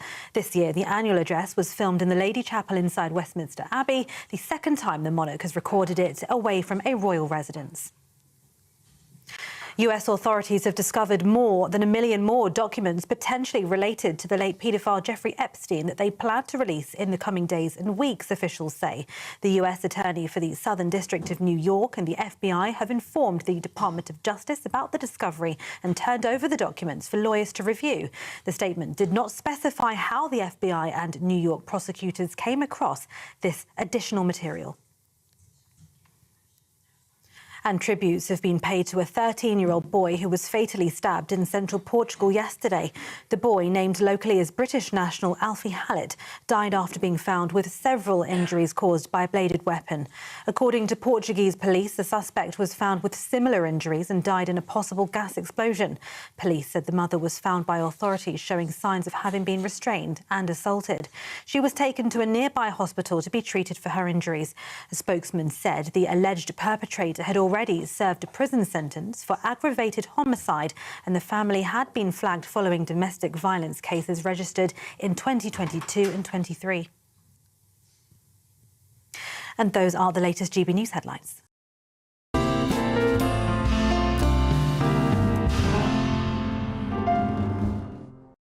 Welcome back to the night before Christmas with me, Alex Armstrong. I hope you're having a wonderful Christmas Eve, all of you at home. I'm sure Santa will be on his way to you very, very soon. Well, talking of Santa, he sent me his list of all the people that have been naughty or nice this year. Who is up first, I wonder? I genuinely thought this was the audition for the Gingerbread Prince Saves Christmas in Nebraska. Well, you Americans are obsessed with Christmas movies, and you're clearly obsessed with royalty, so why not? Look, I wouldn't say we're obsessed with royalty. Really? I heard you elected a king. Oh, look, it's Prince Harry himself, the Prince of Montecito these days. Santa says he's been spending far too much time, hang on, what did he say? Far too much time whining this year, and that his book last year gave him nightmares before Christmas, so he is definitely on Santa's naughty list. And following him in quite quick succession is Meghan Markle, or as she likes to be called, the Duchess. Santa has said to me here, actually, he says this, he says, she has been so insufferable, especially because he tried to deliver Christmas presents to her and found out that the kitchen on her TV show, that one you can see there, is not her actual, even her house. It's a studio. Naughty list. Naughty list for Meghan Markle. All right, let me see. Who's next on this list here? Oh, J.K. Rowling. What do you make of her, J.K. Rowling? Well, Santa said she's been especially good this year and that she knows exactly which bathroom men should use, and that's been very helpful for the elves. She's straight on the nice list, isn't she? And up next, it's Jeremy Clarkson. I beg of the government to be big, to accept that this was rushed through, it wasn't thought out, and it's a mistake. That's the big thing to do, admit it, and back down. Yes, the brilliant Jeremy Clarkson has been running a fantastic farm himself, feeding all the locals and championing our farmers at the same time. Santa has said to me he made it to the top of his list when he bans the Prime Minister from getting a pint in his pub. Clarkson is on the nice list. And who's next? Oh, Gary Neville. I just kept thinking as I was driving home last night that we're all being turned on each other, and the division that's being created is absolutely disgusting. Mainly created by angry middle-aged white men who know exactly what they're doing. Funnily enough, on one of my development sites last week, there was a Union Jack flag put up, and I took it down instantly. Oh no, not the Union Jack flag and middle-aged white men. What on earth would we do? I think Santa's taken a lot of offence to that. Santa has said this man is permanently on the naughty list. Nothing more to say. And who else have we got? Oh yeah, now here's a special one. The Princess of Wales. She's finally back to her royal duties after a very difficult year, always looking absolutely beautiful and regal. Santa has said he can't wait for her to be queen. She is top of the nice list this year. And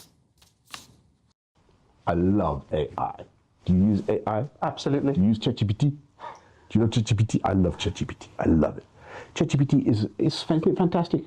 It's so nice. ChatGPT. What do you use it for? What do you use it for? Well, I'm writing various books, and but I just use it. I just ask questions. You know that the answer, but ChatGPT always says, "Oh, your questions are clever. You're brilliant. You're excellent. You have such insight," and I love it. ChatGPT. Do you use AI? I mean, brilliant. He is funny. I'll give Boris Johnson, he is absolutely hilarious. I always find him very endearing and very charismatic. But Santa thinks Boris Johnson is on the naughty list this year, unfortunately. He still won't apologise for the Boris wave, which has ruined some of our Christmases at home, hasn't it? He is on the naughty list until he apologises. And this is the narrative we're being fed. Here's the hotel. Here's the phones. Here's the iPad. Here's the NHS in reception of your hotel. Here's 3 meals a day. Here's a games room in the hotel. Have a lovely time and welcome. And then there's people that have lived here all their lives that are struggling. Yeah. That is Rylan Clark. Well, Santa thinks he was quite brave speaking common sense on TV earlier this year, and apparently some people haven't seen him since. Well, Santa hopes he hasn't been cancelled for it, so he's put him on the nice list this year to cheer him up. Right, who's next? Let me see here. Oh, Ricky Gervais, the comedy legend.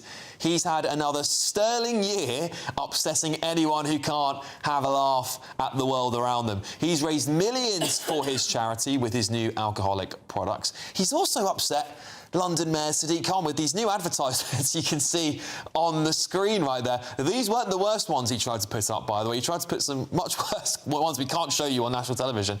So Ricky Gervais has gone straight on the nice list. And last but not least, the Prime Minister, Keir Starmer. Well, Santa thinks he has made it to the top of the naughty list this year.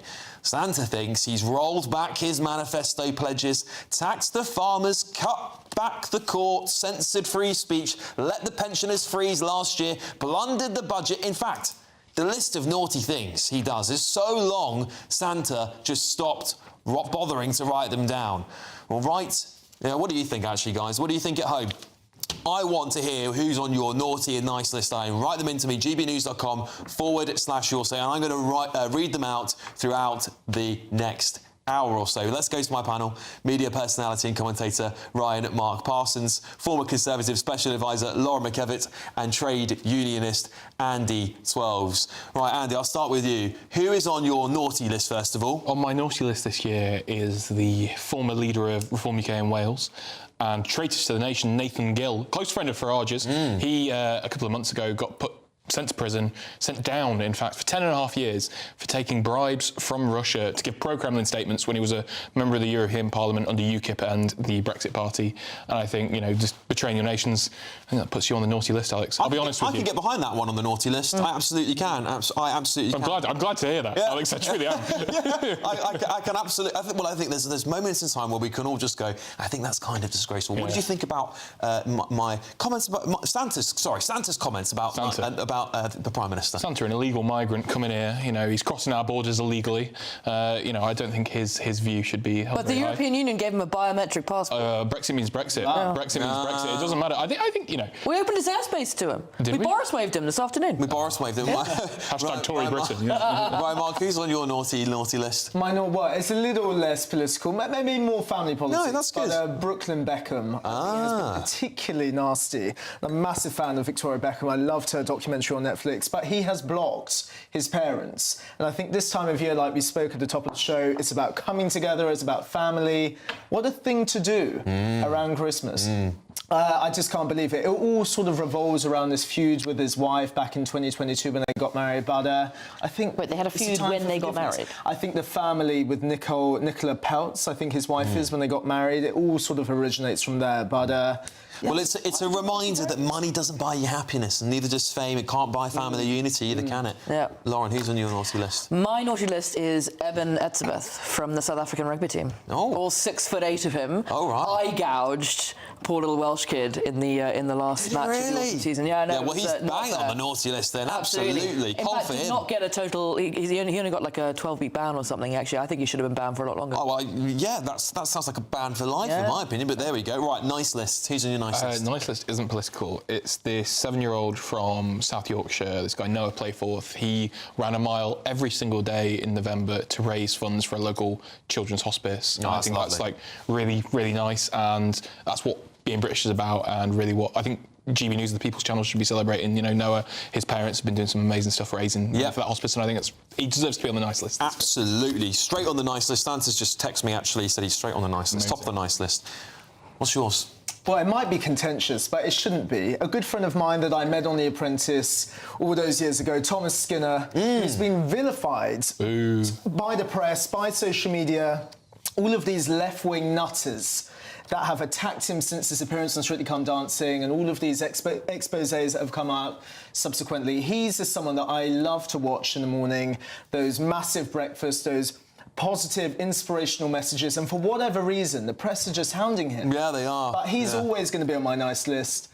He's a great friend and a really great guy that just stands up for British values. I think he's brilliant. I heard he had an email from someone quite high up in Santa's office telling him that he was on the naughty list, confirming that he was on the naughty list when he wasn't. So, you know, we need to investigate that immediately. Was that person perhaps on the BBC? Because I think these emails he keeps getting.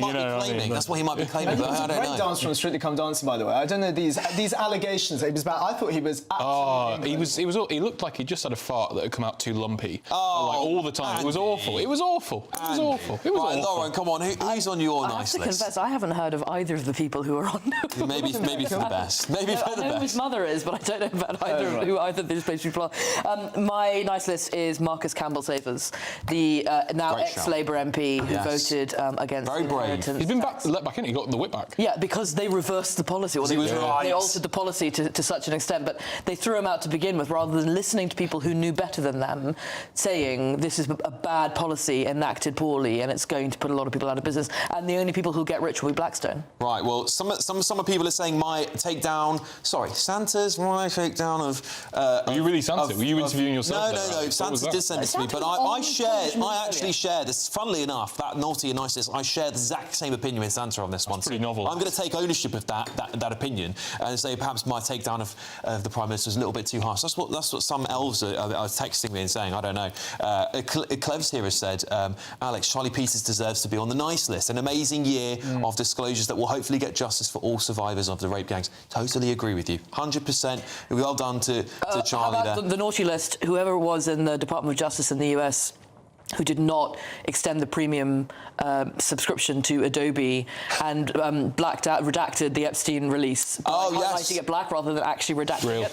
So you can just copy and highlight it and dump it into a Word document and read it all. It's going to be an interesting year, isn't it? It's going to be, I've got a feeling that next year's going to be just as mad, if not maybe madder than last year. They dodged their way into accidentally releasing everything. I would go one further. I would say Jeffrey Epstein should be on the naughty list. Well, if he was still about, well, I he was should going be to say, on there. I don't know if we can. He's not here anymore. So we can retrospectively. Andrew Andrew Mountbatten, Bill Clinton, Donald Trump. I think these are naughty list. No, I don't think Trump's made us. Oh, Trump's never done anything wrong. He never visited the island or went on the plane, guys. I think Trump has just boosted the economy and made lots of Americans very wealthy. They've refused to publish unemployment figures for the last 6 months. Up 4%? No, there's a big chunk of figures we refuse to publish this year because the US. But this is the most transparent US administration in history, comrade. Come on. Before Andy's the Grinch that stole Christmas, I have got someone very more important to check in with, and it's Father Christmas. I want to find out where he is right now, and he was last seen in Basel in Switzerland. What a beautiful time of year to be visiting Switzerland, it really is. We'll keep an eye on him. He'll be coming to the UK very, very soon. I'll see you after the break.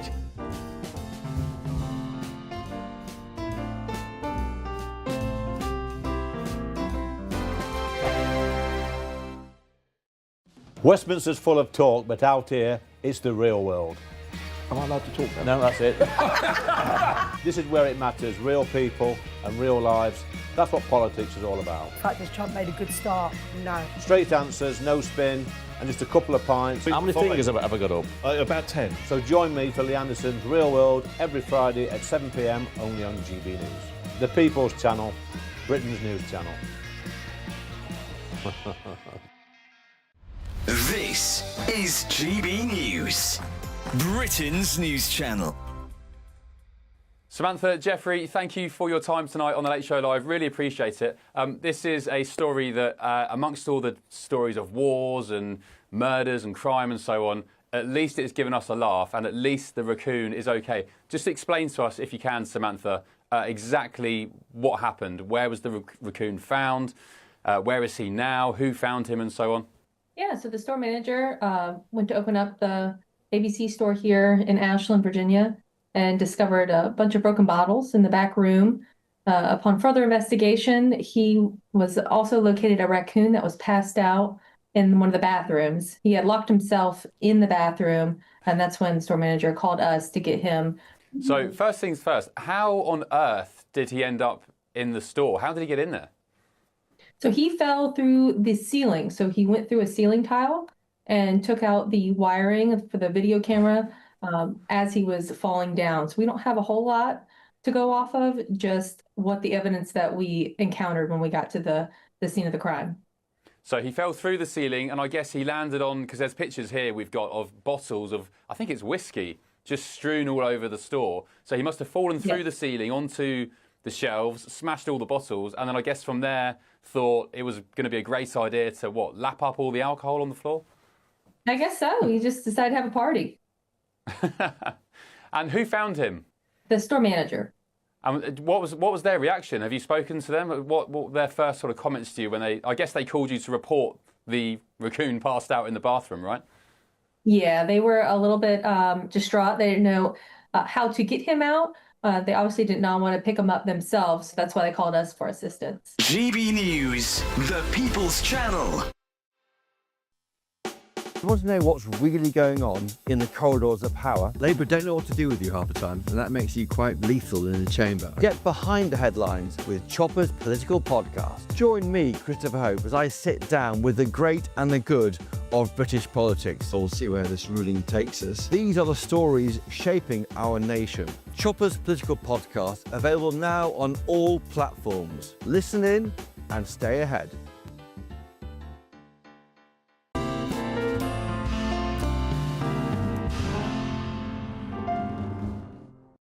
Welcome back to the night before Christmas with me, Alex Armstrong. I hope you're having such a wonderful evening. I know this is a really special time of year. Thank you for joining me tonight and my wonderful panel, and we really appreciate you joining us and giving us your company. And now, with the lights, baubles and high street shopping, it's often easy to forget the true meaning of Christmas, isn't it? The celebration of the birth of Jesus Christ. This Christmas story is about a message of hope in hardship, peace in conflict, and love offered without condition. And I'm now joined by lawyer at the Christian Legal Centre, Michael Phillips, to talk more about it. Michael, thank you so much for joining me on such a special evening to so many Christians around the world, but to so many of us, of course, around the country. Michael, what is the true meaning of Christmas? Because sometimes we do forget it amongst all the presents and the shopping and the consumerism. We forget what the true meaning of Christmas is all about. Yes, yes, it is very sad because sometimes you go around town centres these days and they talk about winter festivals and evergreen trees in Tesco's, and it really has got very far away from the tree meaning of Christmas, and it's there in the name. It's a mass to celebrate Christ, and Christ is the Greek word for the Messiah, the long-awaited Messiah who was meant to be coming into the world, promised of old, and then finally his advent happened, and he did come into this world, and he has completely revolutionized the world. I was just speaking today to a couple of people that I know, and I said, look, 2,000 years ago, there was a ragtag group of people who were following this Middle Eastern prophet, and by the end of the 3rd century, 60% of the Roman Empire was Christian, and completely changed the Roman Empire, completely changed our world, and continues to change our world even to this day. And it's the foundation of so many of our values and principles in Britain. It's what I believe the heart of Christianity has been written into our legislature, into so much of the way that we carry ourselves. Even our monarch is the defender of the faith in the Protestant Church, of course. Michael, how can people remember this important part of Christmas? If they're trying to remember it back home and they're trying to at least pay tribute to our homage to it, how can they best do that? Yeah, what I would suggest to anybody, and this is the actually shocking statistic, that 60% of Generation Z reported to the Daily Mail that they're going to be going to church at some point in time over the Christmas period. And the worst generation is actually the oldest generation, the silent generation, who say 24% of them. So, for so many years, it seems as though the atheists were on the rise, that, religion and Christianity in particular was in the doldrums, and everybody was celebrating it seemed. But in fact, what it's led to misery, it's led to increase of mental health problems, and now that we're beginning to see, in fact, that there is a purpose to life, there is hope at the end of life, and that hope is to be found in a person, is to be found in a baby. And his name is Jesus, and he came into the world in order to save us from our sins. And that is what the word Emmanuel means, God with us. And it is the most amazing message. And I would say to anybody, get along to church this Christmas day tomorrow, and every Sunday, read the Bible, pray with your family. And that's what I try to do with my own family. Because that's what's going to set this country, is going to set the individuals, going to set the families, going to set the country back on the straight and narrow. Indeed. It's so refreshing to hear the younger generation are taking up Christianity again, something so important, I think, to the principles of what makes Britain, Great Britain, actually. Michael Phillips, thank you so much for joining me this evening, and Merry Christmas to you, and God bless. Christmas. Thank you for joining me. I really appreciate it. Thank you. Well, Lauren, I wanted to come to you because you were a choir girl, weren't you? I still am, in fact. You still are. This is wonderful stuff. How do you celebrate Christmas, and how do you find people that go to church on Christmas Day and then midnight? I've done midnight mass last year as well, which is incredible. My first ever midnight mass, by the way. I absolutely loved it. I thought it was magical, and it was... Was there a donkey? No, there wasn't a donkey, but no, there we go. You were the donkey, Alex. Yeah, probably. Yeah. Seeing as I didn't know what was going on, yes. But we were talking about this. Do you see more young people? Do you hear this? More young people? So there was a Bible Society report that came out about 6 months ago indicating a massive trend across the Catholic Church, the Anglican Church, in relation to both the traditional and the evangelical wings of a resurgence of young people attending church. And I think that has an awful lot to do with the amount of disinformation that exists online, the amount of self-help stuff that exists online, the idea that you could then instead come back to the absolute truth of a book that's existed for 2,000 years. I think there's something quite comforting and some quite truthful and faithful within that a younger generation will look for, because of just, frankly, how much BS is floating around in the online world that they're sitting in all the time. Well, Ryan Martin, Gen Z is sitting right here. Have you seen yourself or many others, maybe of your age, going to finding religion and going to church? Is that something you've noticed amongst your friends? Or is it perhaps different variations of people of different ages that you've noticed? I have, actually. I mean, this is obviously all anecdotal, but a lot of my friends are flocking to churches, and there's a lot of... I actually went to a service where the congregation was I'd say everyone was in their 20s, and it was lively, it was energetic, it was... I don't know, there was an electricity about it. And I think people are going to these services in huge numbers now, particularly amongst people my age, because as much as social media is there and we're all addicted to it, especially Gen Z, I think there's something incredibly isolating about being on social media, and we're yearning, and I'm talking for myself as well, for that actual real-life sense of community, stepping away from the screen and actually connecting to something, what I see as a believer, as something to believe in, something real, a faith. It's also the same part of the brain, by the way. Religious ecstasy, and when they do sort of MRI and inspect analysis of the brain, when you're analysing somebody experiencing religious ecstasy, apparently it is the same as the high from alcohol or dope. It's basically, it has the same impact on the dopamine receptors in your body as alcohol or drugs or social media would end up having in a dopamine response. It's really beautiful. And of course, Andy, do you know many young people that have started turning to Christianity? Any of your friends at all become religious? Or perhaps it is just a Gen Z thing? Because I'm a millennial, so amongst my age group, I haven't seen anyone pick this up, but I have seen one or two. There's this place in Manchester, there's this wonderful bar on Canal Street called The Church, which I often frequented. That's as close as you get before you burn into flames. Well, quite. I think, I mean, I was a Jesuit Catholic. That's how I grew up. You know, I firmly believed in the Catholic Church. And I think moving to... I went to church when I was younger because of that sense of community. I grew up in quite a small town, and that was where you would see everyone on a Sunday or on a Wednesday, and you would, you know, go for coffees with them in the church hall next door, and, you know, you'd really connect with your community at that time. And moving to London, I don't really think a lot of people that I'm friends with have moved to London. They're not from London originally. They haven't found that sense of community replicated at their church. So I think that is a real point of it. Outside of London, every church that is where a lot of their community just is. It's a good point. It's a good point. Well, look, coming up in just a moment, I'll be joined by Hugh from We Served, a charity helping veterans over the festive period, which I think is really important to remember that, of course, many people who need our support at this time of year. Before that, let's check in and see where Father Christmas is right now. Well, he was last seen in Geneva, Switzerland. We'll keep an eye on him. I don't know where he's heading towards now. I can't actually see. We'll see you after the break, and I'll give you an update for any of the kids watching at home. I will let you know as soon as Santa starts to arrive. Better get to bed before then. See you in a minute.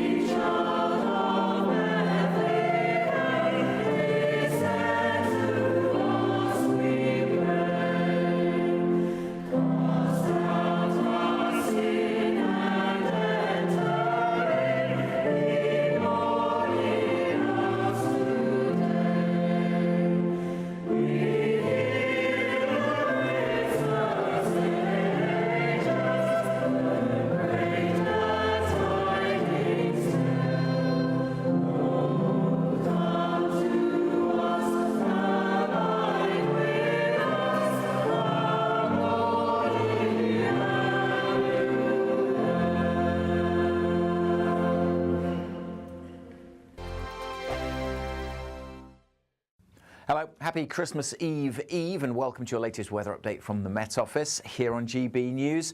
The weather for Christmas Day, similar to Christmas Eve. Dry for the vast majority, bit of sunshine here and there, and a cold wind blowing.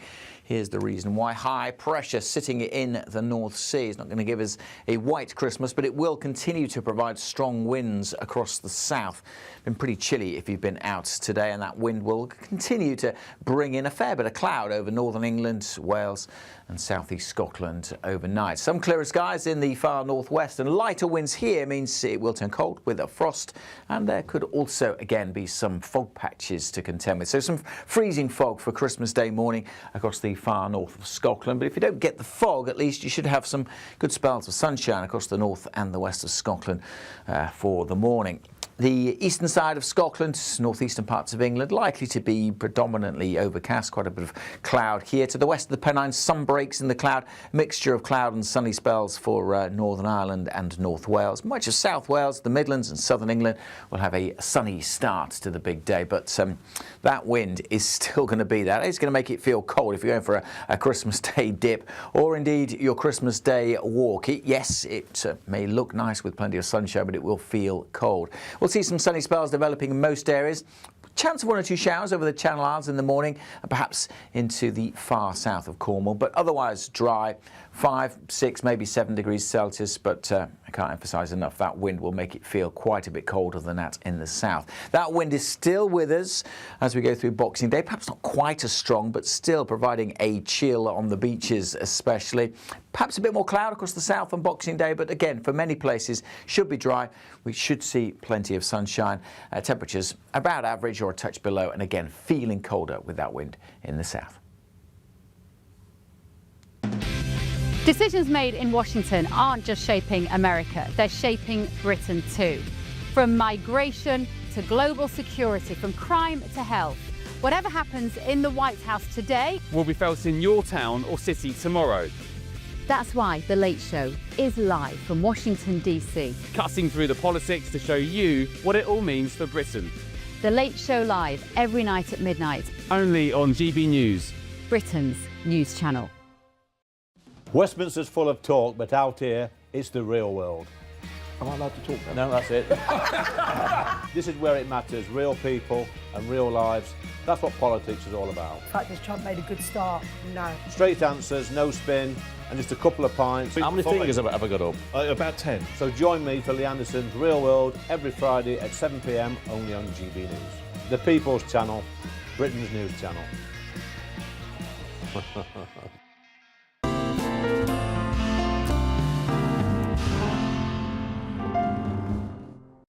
Welcome back, I'm Alex Armstrong, and this, of course, is the night before Christmas.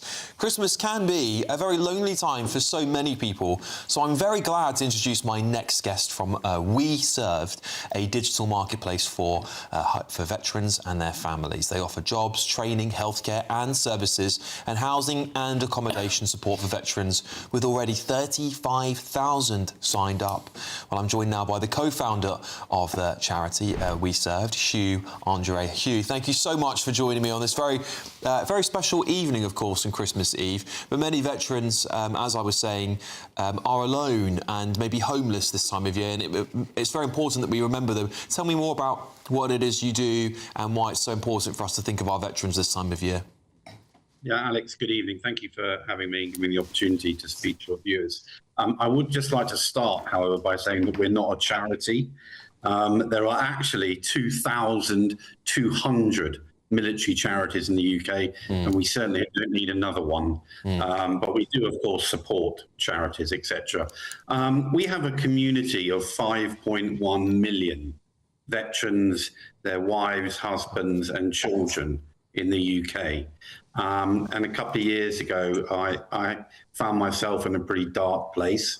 And I didn't really know where to go or how to get help. And thankfully, my much better half was there to support me. And I ended up getting onto the NHS Op Courage pathway, which I'd like to come back to in a moment. But at that very moment, I just thought, my God, if I struggle to know where to go, and I've been putting veterans into employment for the last 15 years, if I don't know where to go, where is Tommy Atkins, in Grimsby or wherever? where does he have to go? So what we decided, and as I said, I've been supporting veterans for 15 years, and it became really obvious that we need one single online platform. We call it a marketplace, where veterans and their families can sign up for free.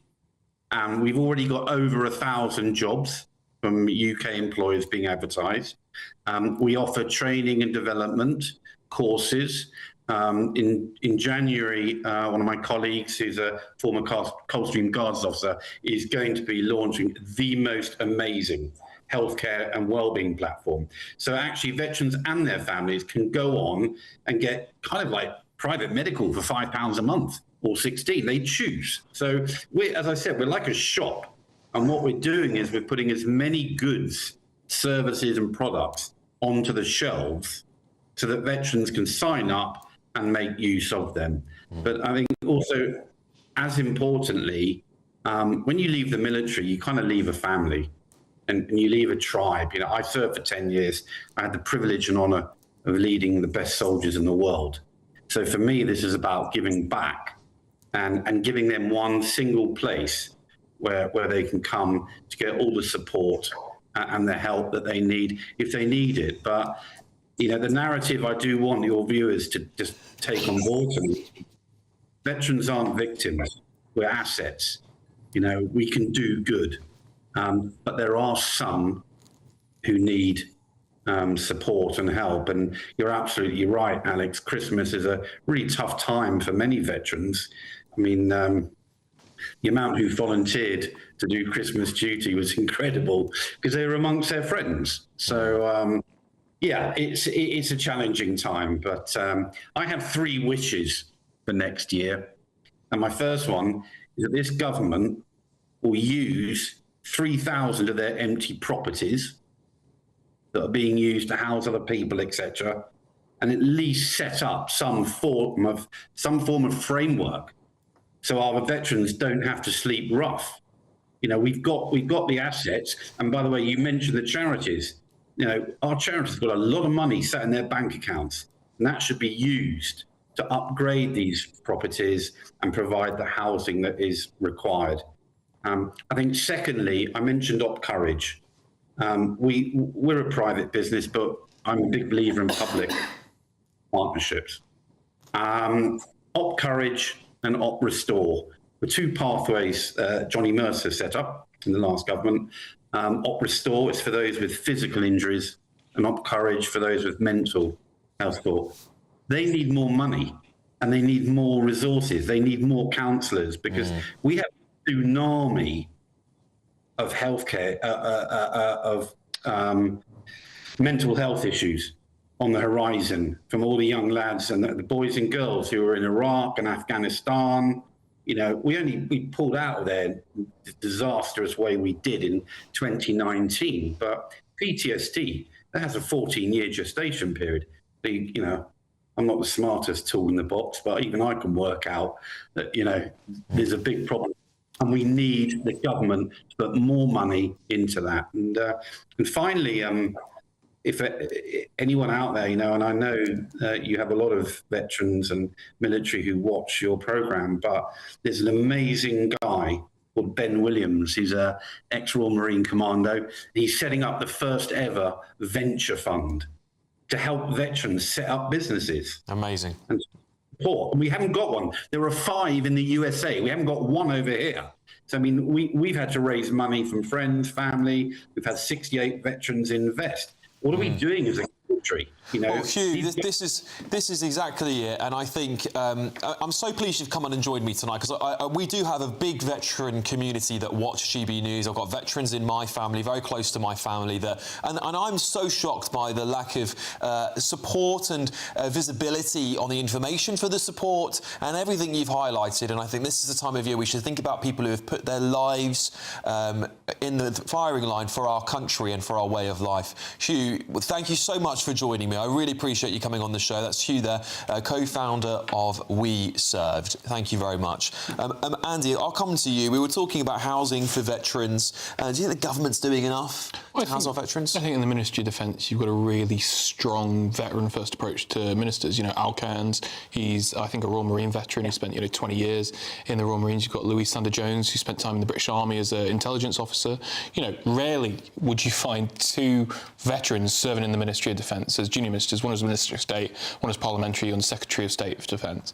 I think they are so keen about getting veterans off the streets, getting them into services that will, I completely agree, they're not victims, they're assets. I think everyone at the Ministry of Defence under this Labour government agrees with that, and it's finding their place on Civvy Street, as they would say, translating those skills that they developed in the Army, in the Navy, in the RAF, wherever, and applying them into our society. And I think definitely we should be investing more in housing, in conversion services, stuff like that, absolutely. All right, well, look, just very briefly here, Paul Farrow says, talking about Hugh there, he said, he's right, I served 22 years in the Army, it's an extended family. Well, Merry Christmas to you, Paul. Thank you so much for writing into us. Coming up in just a moment.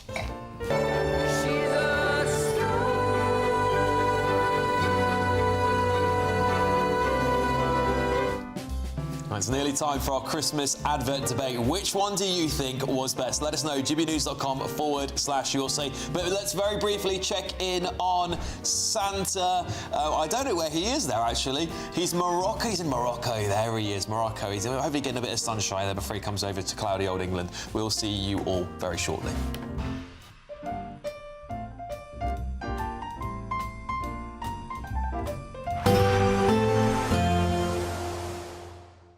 I forecast a perfect holiday in the sun. Weather looking good then? For sure, and no worries about our travel insurance. All Clear Travel Insurance sponsors GB News Travel Destinations forecast. The colder weather the UK is experiencing on Christmas Day extends into Iberia. It's unsettled across the central part of the Mediterranean. Also some rain through Turkey. But Greece looking mostly fine. Sunny spells here. The rain and wind through the central Med affecting the Balearics, heading into the south of France and Italy later. Plenty of sunshine for Spain and Portugal, but feeling cooler, and it's going to stay on the cool side here into the weekend. All Clear Travel Insurance sponsors GB News Travel Destinations forecast. In the GB Newsroom, we bring you the news as it happens. With our team of dedicated journalists across the UK, we're ready to keep you up to date with what's happening every half an hour, every single day. Bulletins here on GB News, the People's Channel, Britain's news channel. Sir Jacob Rees-Mogg's State of the Nation, Monday to Thursday from 8 p.m. The National Trust has come under fire after declining a Catholic filmmaker's request to shoot a documentary at St Cuthbert's Cave in Northumberland. St Cuthbert's Cave was a crucial location for the film, as it's traditionally believed to be where the saint's body rested in 875 before he was moved to Durham, where it remains today. The Trust justified its decision by citing the project's religious affiliation, sparking accusations that the heritage charity has breached equality laws and is engaging in illegal religious discrimination. Well, I'm joined now by the filmmaker at the centre of the story, Christian Holden. Christian, thank you for coming in. So, first of all, tell me about St Cuthbert. Why do we mind about St Cuthbert?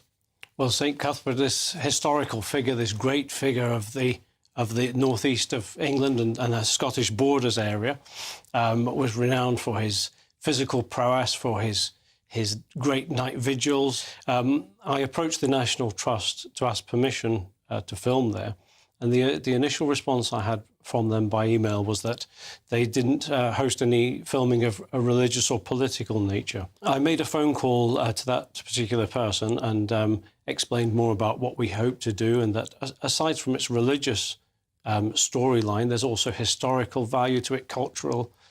And so you were making the case that St Cuthbert was a cultural icon as well as a religious icon in the northeast of England, a very important political as well as religious figure in the consolidation of Christianity in the northeast. It's such a critical part of our culture and our heritage, particularly in that area as well. So I was bewildered to be refused to visit and film this site of such importance on the basis of essentially being a Christian filmmaker. GB News, the People's Channel. 5 hosts, 5 opinions, 5 fearless debates, 5 unfiltered takes on the day's news. 5 reasons not to be anywhere else on Saturday night. This is the Saturday 5. You got me good there. Britain's biggest Saturday night TV show. It's not a bad brand. Yeah. Uncensored. Very, very racy tonight. On the unpredictable. What does she say? Can you translate it for us? And always entertaining. And how can a country go from being led by William Wallace to Saturday nights from 6 p.m. only on GB News, the People's Channel. Britain's news channel. You're going to want to stay tuned, trust me.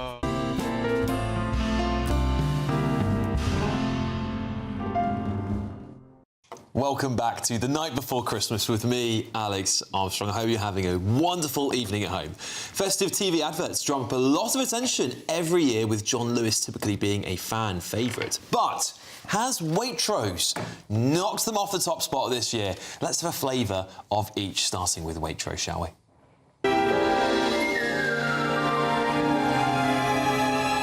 I'm Kira. I'm Kira. I'm Phil. Phil.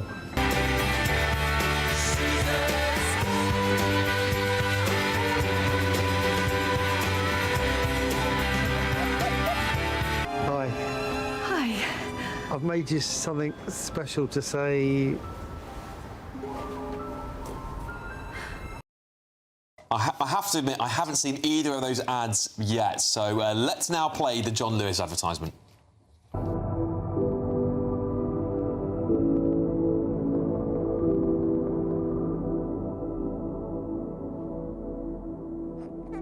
Why don't you take my hand, come away, come out of the blues? Why everything you give, so will I give something to do? I'll take. Well, listen, always a magical time of year for advertising, isn't it? And I have to say, I think both those adverts, from what I've seen from the snippets of them, are very different emotional. They play different heartstrings, don't they? One of them is a callback to a very famous movie, I think Love Actually, where very light-hearted. The other one is a play about your humanity, your family, and I think there's something very special about both of them in a different way, because they hark back to different times. What do you think, Andy? Not quite written by Don Draper, I don't think. The days of Mad Men would never have produced anything like that. I don't know, I like the John Lewis one because it was like, the full thing is like maybe 2 minutes long, and it's just this guy who sees his son at a club and he's like, damn, before all the kids and the wife and stuff, I was really happy when I was clubbing, and he went clubbing and was really happy, and that's a message I think I can get behind. That's how Andy lives his life. Real. Ryan, Mark?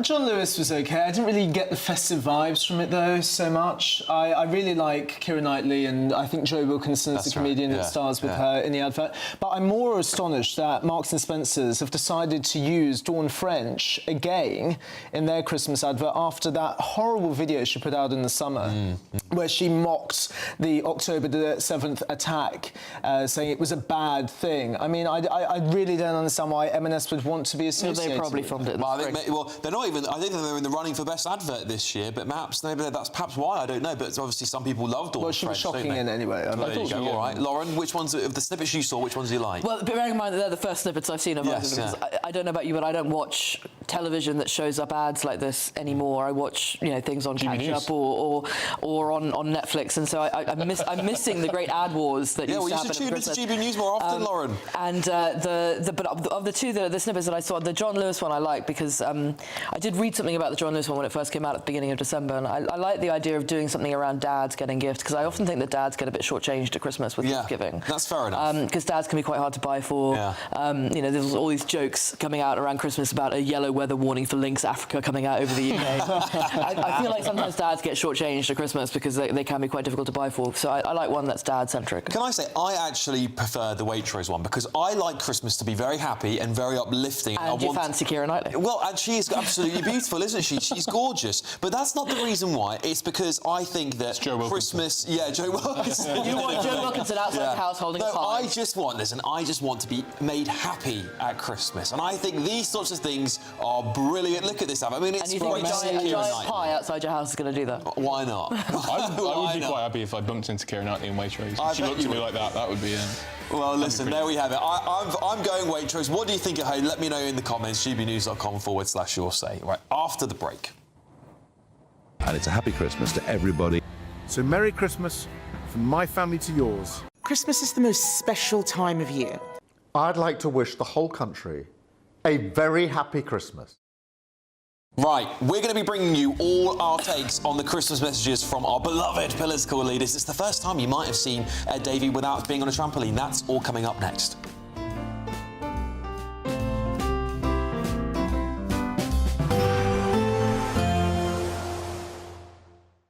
Expect warm spells with the odd rude interruption.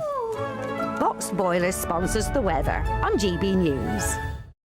Hello, happy Christmas Eve, and welcome to your latest weather update from the Met Office here on GB News. The weather for Christmas Day, similar to Christmas Eve. Dry for the vast majority, bit of sunshine here and there, and a cold wind blowing. Here's the reason why. High pressure sitting in the North Sea is not going to give us a white Christmas, but it will continue to provide strong winds across the south. Been pretty chilly if you've been out today, and that wind will continue to bring in a fair bit of cloud over northern England, Wales and southeast Scotland overnight. Some clearer skies in the far northwest, and lighter winds here means it will turn cold with a frost, and there could also again be some fog patches to contend with. So some freezing fog for Christmas Day morning across the far north of Scotland. But if you don't get the fog, at least you should have some good spells of sunshine across the north and the west of Scotland for the morning.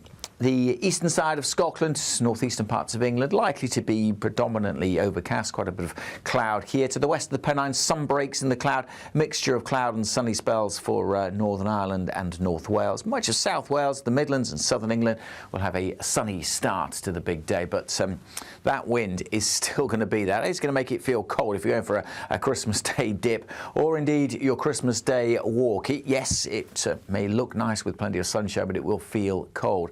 We'll see some sunny spells developing in most areas. Chance of 1 or 2 showers over the Channel Islands in the morning, and perhaps into the far south of Cornwall, but otherwise dry. 5, 6, maybe 7 degrees Celsius, but I can't emphasise enough that wind will make it feel quite a bit colder than that in the south. That wind is still with us as we go through Boxing Day, perhaps not quite as strong, but still providing a chill on the beaches especially. Perhaps a bit more cloud across the south on Boxing Day, but again, for many places, should be dry. We should see plenty of sunshine. Temperatures about average or a touch below, and again, feeling colder with that wind in the south. Expect warm spells with the odd rude interruption. Box Boilers sponsors the weather on GB News. This Christmas, we're giving you the chance to win our biggest cash prize of the year. An incredible £85,000 in tax-free cash could be yours. And we've come to the fabulously festive Aurora Collection Resort here in Lapland to celebrate. £85,000 of tax-free cash really could be yours. For another chance to win £85,000 cash, text cash to 63225. One entry costs £2.50 plus one standard network rate message. Or text bonus to 63225. 5 entries cost £5 plus one standard network rate message. Go to gbnews.com/win. Entries start at £2.50. Call 0903 686 3232. Calls cost £2.50 plus your network access charge. Or post your name and number to GB18 PO Box 8690 Derby DE1 9TT. UK only. Entrance must be 18 or over. Lines close at 4 p.m. on the 30th of January. Please check the closing time if listening or watching on demand. Good luck. Westminster's full of talk, but out here, it's the real world. Am I allowed to talk then? No, that's it. This is where it matters. Real people and real lives. That's what politics is all about. In fact, has Trump made a good start? No. Straight answers, no spin, and just a couple of pints. How many fingers have I got up? About 10. So join me for Lee Anderson's Real World every Friday at 7 p.m. only on GB News. The People's Channel, Britain's news channel.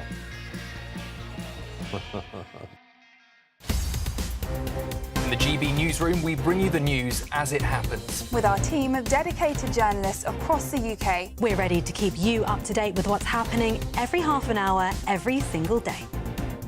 Bulletins here on GB News. The People's Channel. Britain's news channel. bold. They are under no illusion. Ray, are you a human trafficker? Boundless. I've had enough of the nonsense, and I'm not afraid to say it. Don't get this on the BBC. Every weeknight, I tear through the headlines. The smell of gasoline. Should we be worried about it? From Westminster madness to cultural war chaos. I'm going to do now, they are throwing things out the car as we speak. Get ready, Britain. Here we go. Patrick Christie's tonight, weeknights from 9 p.m, only on GB News, Britain's news channel. Westminster, the ultimate clique. And you're fighting like rats in a sack. But here on the Camilla Tominey Show, we ask the questions the establishment media is too scared to ask. OK, let me ask you a straight question, because I know you're a straight-talking politician. Whether it's net zero, illegal immigration or law and order, nothing is off-limits. You had the power then. Yeah, as I and say, now you've lost it. That's the Camilla Tominey Show, a politics show that's fearless. But no, let me finish my question if you don't mind, because it is my show. Sundays at 9:30, only on GB News, the People's Channel, Britain's news channel.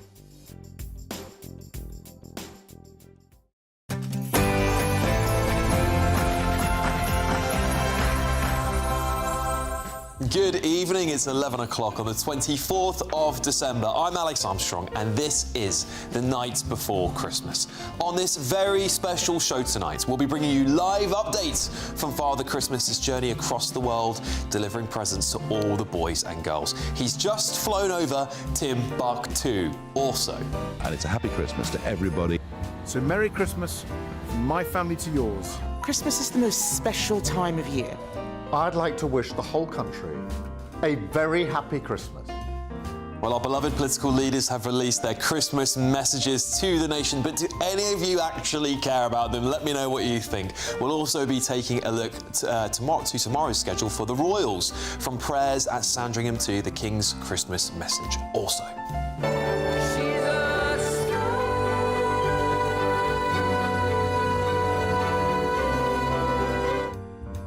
Have John Lewis taken the crown once again as the nation's favourite Christmas ad, and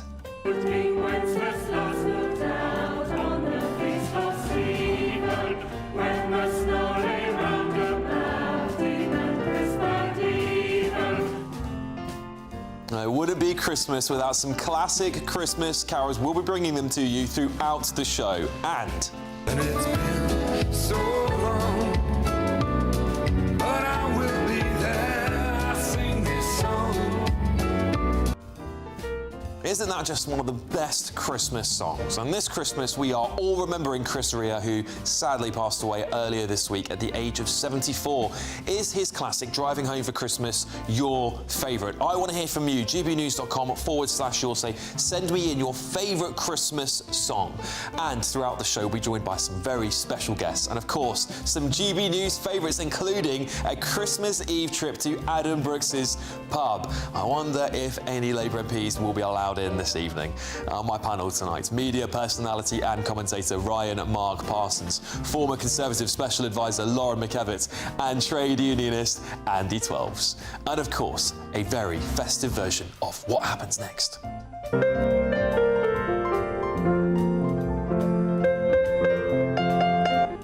Thank you for joining me on the night before Christmas.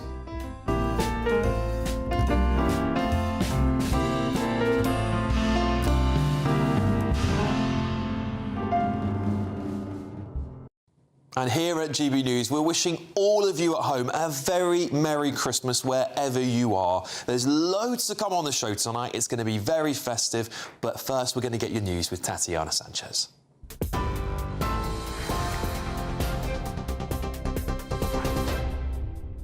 Thank you very much and good evening. The top stories. The Princess of Wales and Princess Charlotte have performed together on the piano for Kate's Christmas Carol concert.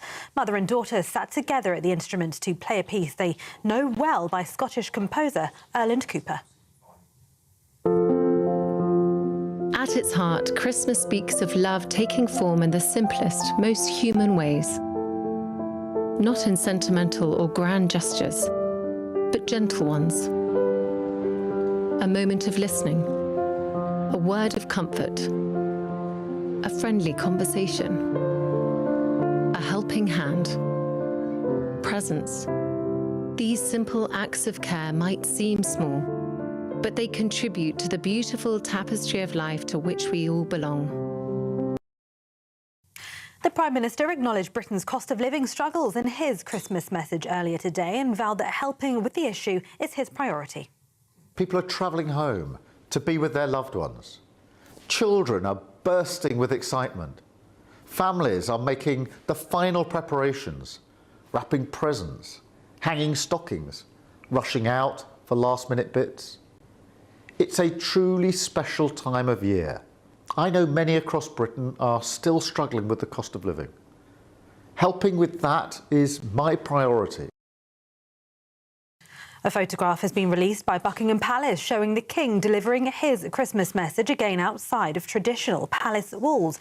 This year, the annual address was filmed in the Lady Chapel inside Westminster Abbey, the second time the monarch has recorded it away from a royal residence.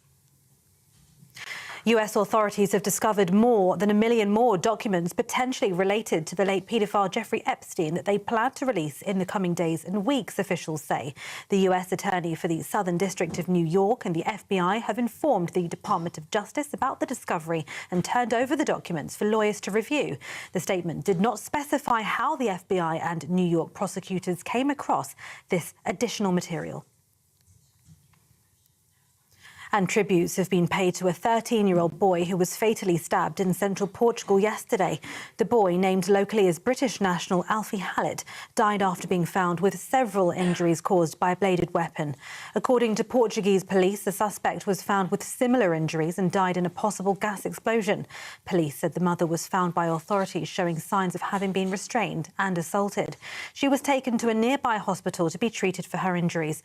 A spokesman said the alleged perpetrator had already served a prison sentence for aggravated homicide, and the family had been flagged following domestic violence cases registered in 2022 and 23. And those are the latest GB News headlines.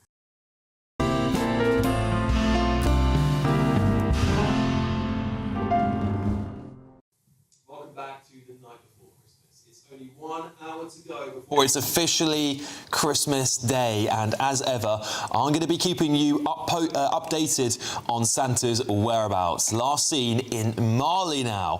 But seeing as it's Christmas, that means our political leaders have given their Christmas messages, and tonight we wanted to give you an unfiltered review of all of them. First up, we of course must begin with the Prime Minister. I'd like to wish the whole country a very happy Christmas. Right now, all across the UK, people are travelling home to be with their loved ones. Children are bursting with excitement.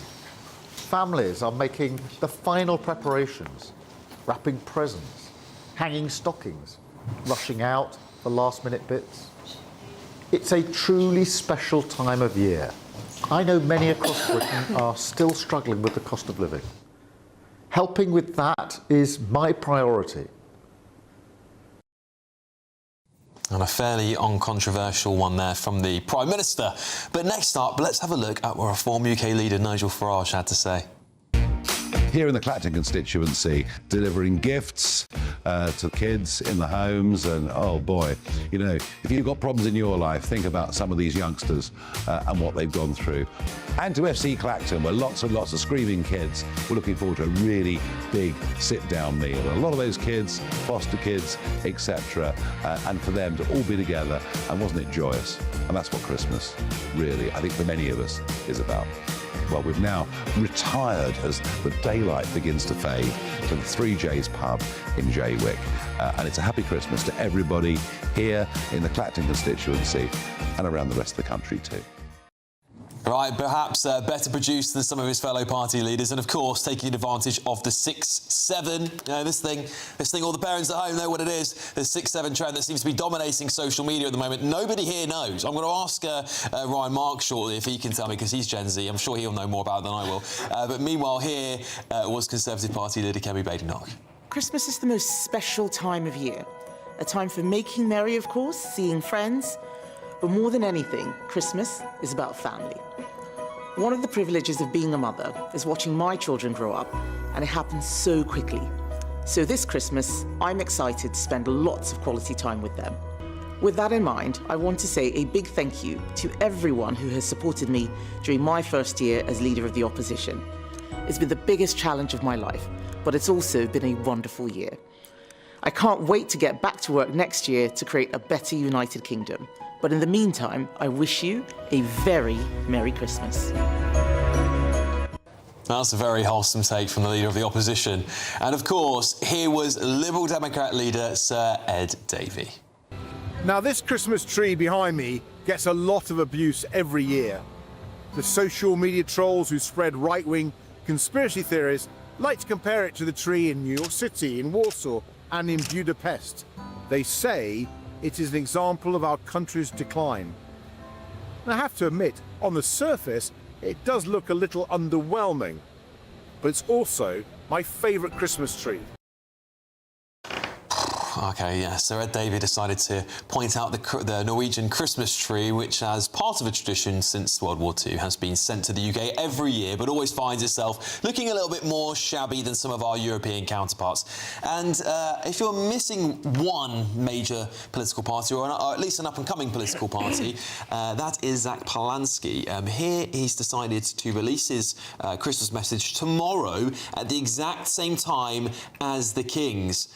I think you can make of that what you will at home. I think we all know what that means. But let's see what my great panel here thinks. So I've got Andy Twells with me. I've got Ryan Mark Parsons and Lauren McEvitt. Right, look, I have a lot. I wanted to say a lot more about Sir Ed Davey's one because I know what everyone else will be thinking at home.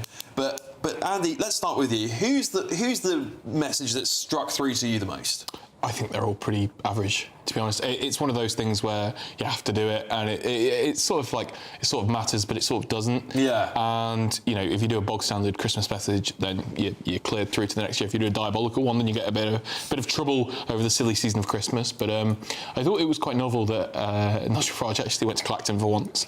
But especially given, I think it was either last year's or the year before, it was at Blenheim Palace, his Christmas message was, the Duke of Marlborough has just been charged for strangulation of a girlfriend. Obviously, Duke of Marlborough, a big Reform UK supporter. Sad that his support has not gone on past his charging.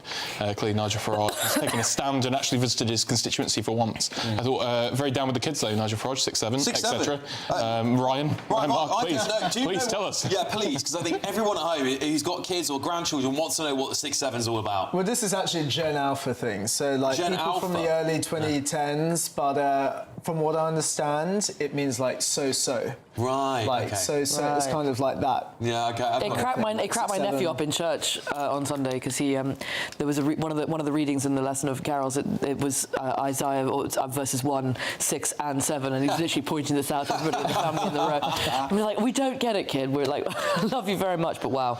But this is the thing. I find these Christmas messages to be very tedious, but I understand why political leaders do this because the Prime Minister kind of has to. Yeah, it's a PR obligation at this point because I think especially for Keir Starmer, if he didn't do something like this, if this was the year he missed it, half the people in this country would believe that on Monday morning he was going to be welcoming the caliphate into the UK.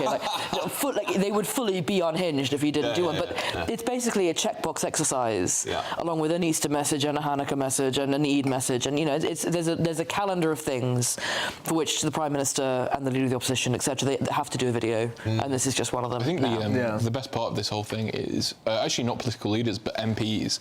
They often run like Christmas card contests for their local constituents where the kids do it, and you do see some absolute clangers that have won from these kids from the constituency that have sent in that are just like absolutely awful, but they put them on the card because you know you've got to support the constituency. I think that's really the most beautiful part of it all, to be honest. Well, it is not. I mean, it is nice when the politicians actually speak to their local constituencies. But I do understand party leaders are very busy. But I just don't know why. Ed Davey had to take a break from his windsurfing.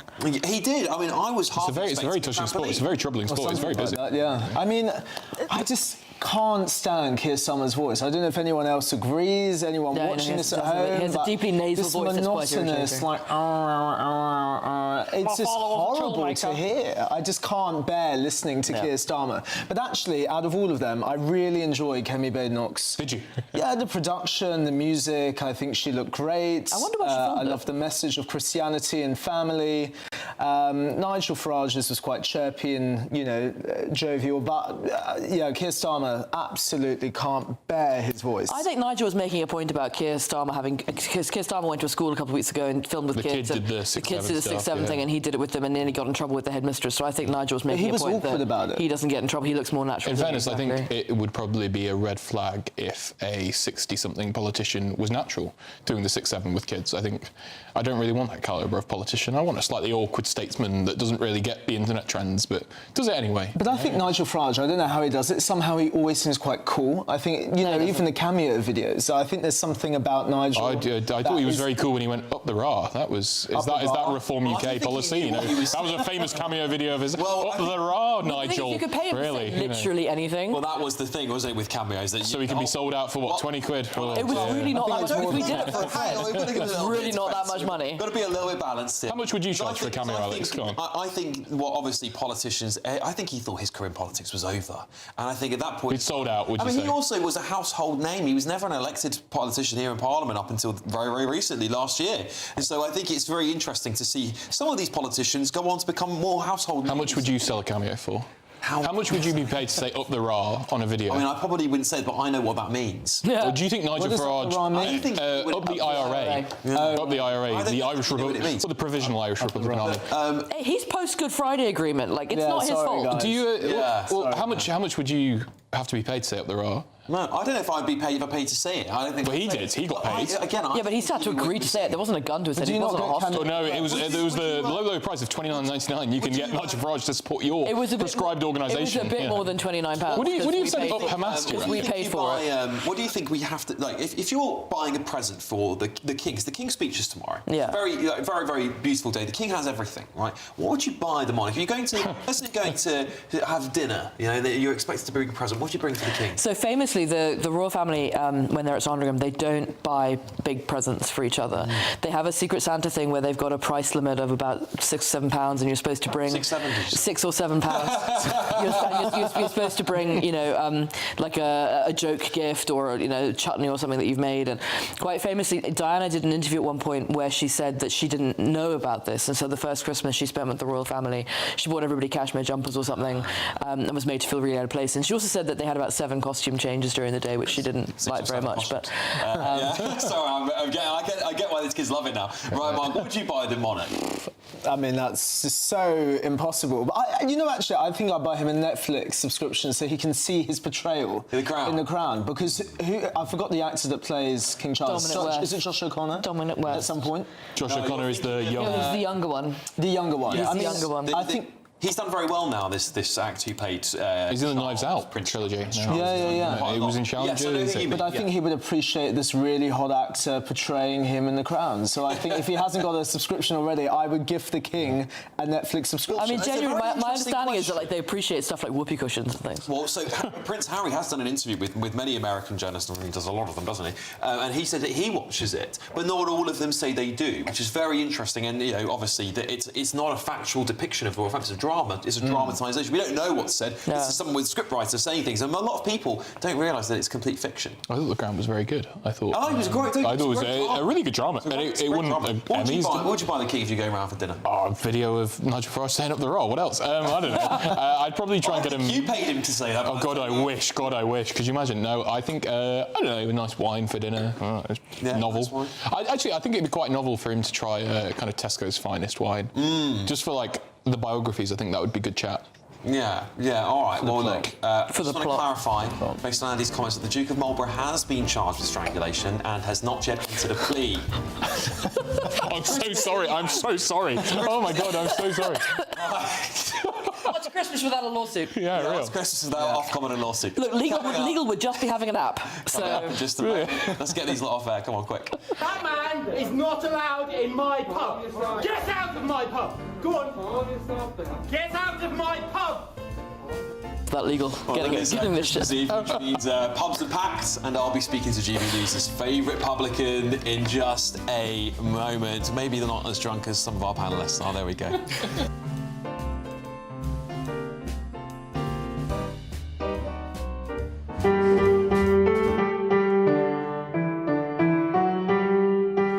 Good King Wenceslas looked out on the field.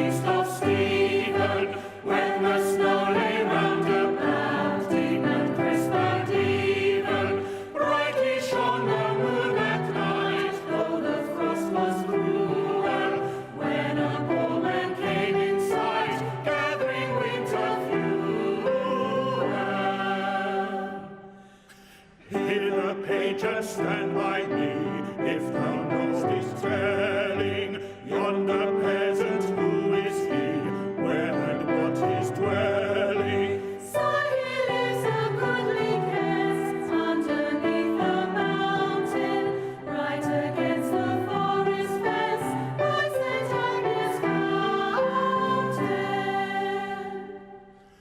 Bring me flesh and bring me wine, bring me pine logs hither, thou and I shall see him dine when we bear them thither.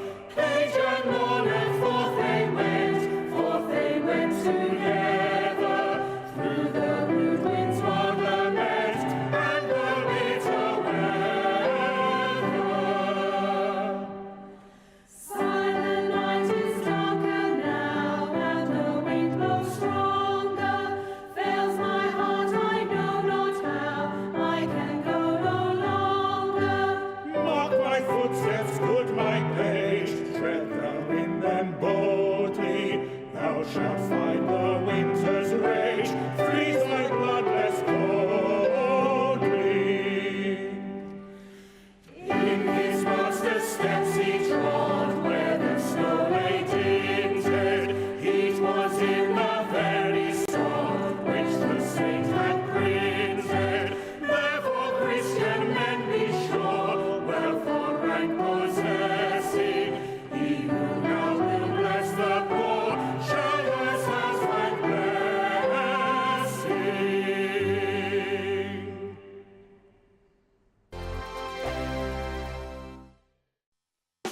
You want to know what's really going on in the corridors of power? Labour don't know what to do with you half the time, and that makes you quite lethal in the chamber. Get behind the headlines with Chopper's Political Podcast. Join me, Christopher Hope, as I sit down with the great and the good of British politics. We'll see where this ruling takes us. These are the stories shaping our nation. Chopper's Political Podcast, available now on all platforms. Listen in and stay ahead.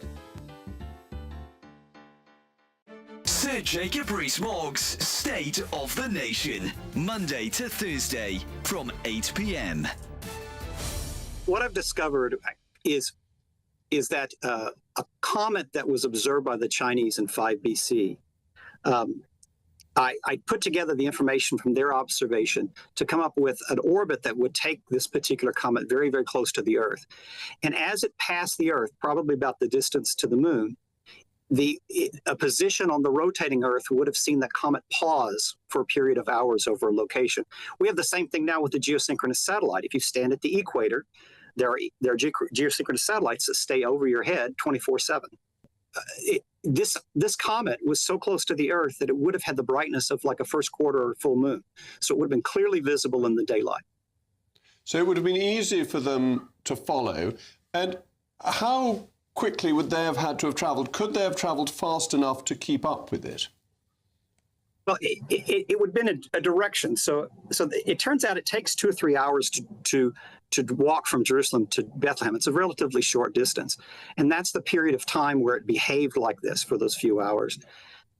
So there was the time available. Now, of course, their trip from the east, it would have taken many weeks. And the Chinese said the comet was visible in the constellation Capricorn for more than 70 days. And it's that appearance in one constellation for an extended period.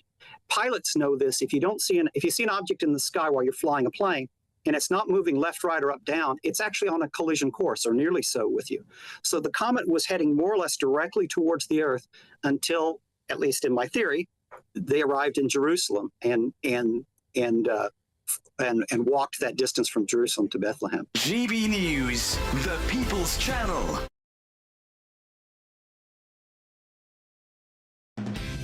Decisions made in Washington aren't just shaping America, they're shaping Britain too. From migration to global security, from crime to health. Whatever happens in the White House today will be felt in your town or city tomorrow. That's why The Late Show is live from Washington, D.C. Cutting through the politics to show you what it all means for Britain. The Late Show live every night at midnight. Only on GB News, Britain's news channel.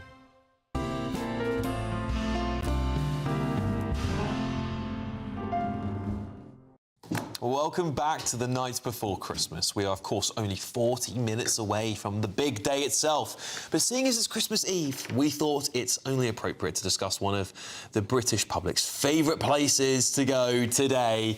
I'm joined now by a GB News favourite and a good friend of mine and one of the best publicans, in my opinion, live from his pub, Adam Brooks. Adam, such a pleasure to have you on the show tonight. You've just closed your doors, haven't you, Adam? What was the atmosphere like in the pub tonight? How did your punters feel?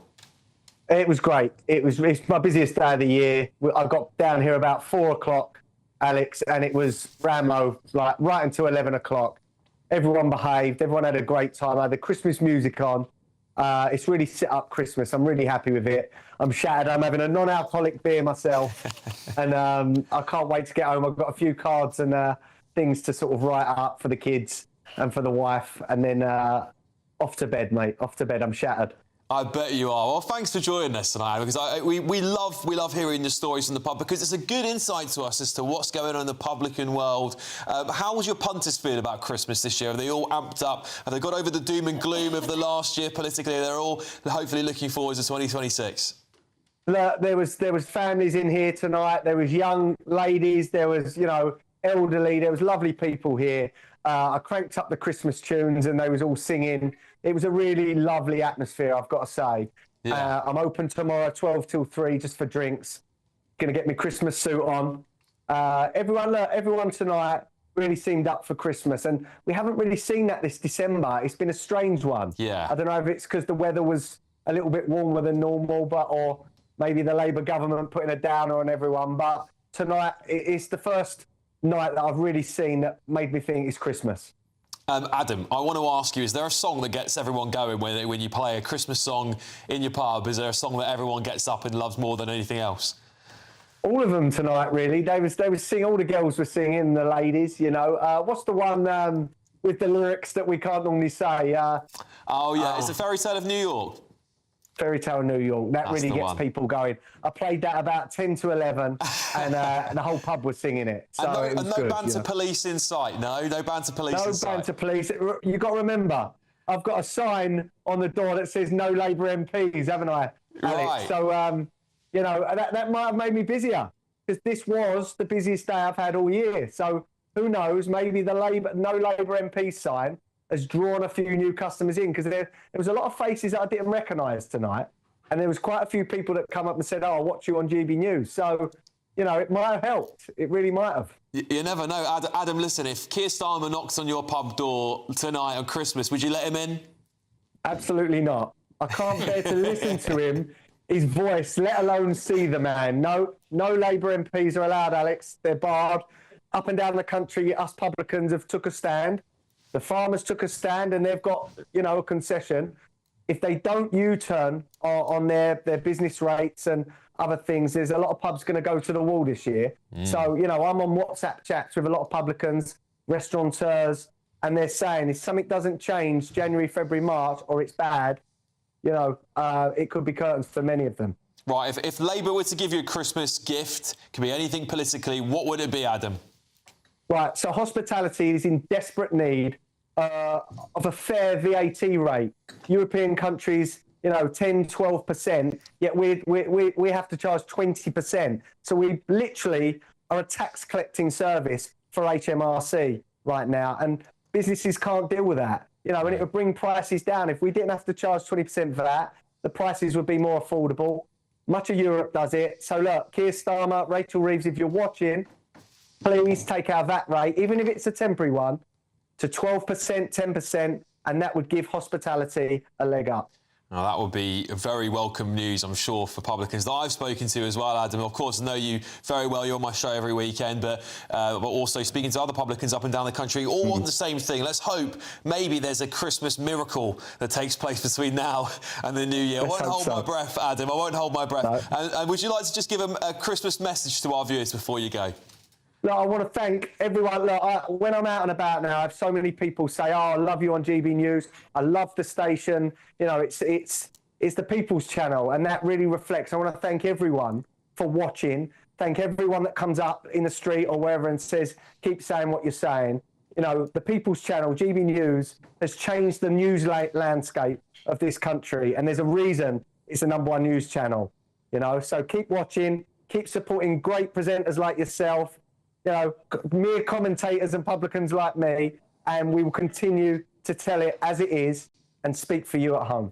Oh, Adam Brooks, such a legend. Thank you so much for joining us tonight. I know you're absolutely knackered, and thank you for serving on behalf of the public. Thank you for serving the great British public as well. Adam Brooks, GB News favourite. I mean, he's a superstar here, isn't he? Thank you so much for joining us, And I'll Adam. see you Sunday. I'm on your show Sunday. I will see you Sunday, Adam. Merry Christmas to you and your Merry family, and I Christmas. look forward to seeing you on Sunday. Adam Brooks there, absolute legend. I mean, he is just brilliant, isn't he? He is just brilliant. We all love Adam Brooks here at GB News. Andy, you've met Adam a few times, haven't you? And I've been to that pub. I've been to that pub. You have. You've had a pint with Lee Anderson. I have. I've had many a pint with Lee Anderson, many a pint with guests. It's a great pub, isn't it? Fantastic pub. Adam's mum, Barb's, absolutely amazing landlady. They're absolutely an amazing pub. I think I completely agree with them. You know, UK Hospitality, the trade association for the hospitality body, Sacha Lord, the former nighttime economy advisor for Greater Manchester, says that it's all about the VAT. That's what we need to do to save the hospitality sector.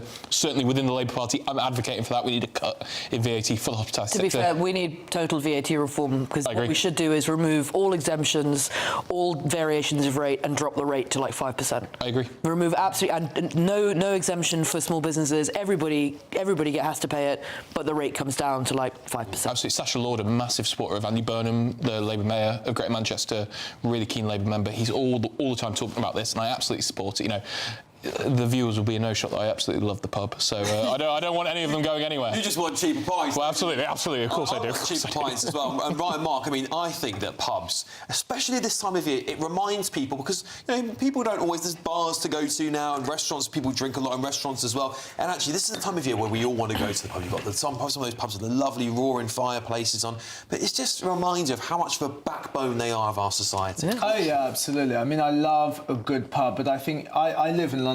But if you live in one of the villages around this country and very isolated rural communities, they are the epicentre of these places around the UK, and they're integral for mental health, farming, especially farming communities where it's so lonely. True.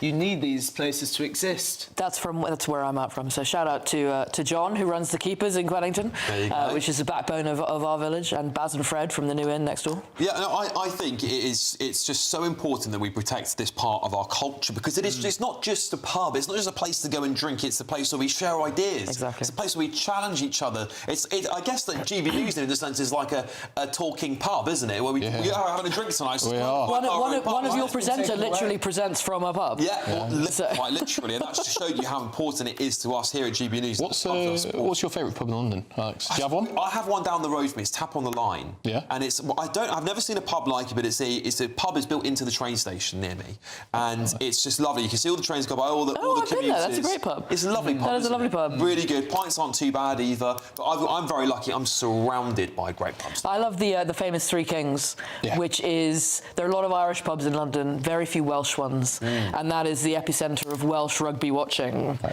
in London, is the famous Three Kings. The Swan in Stockwell, I went there last week for the first time. What a phenomenal. So good. Yeah, do you want to know a fun fact about the Swan in Stockwell?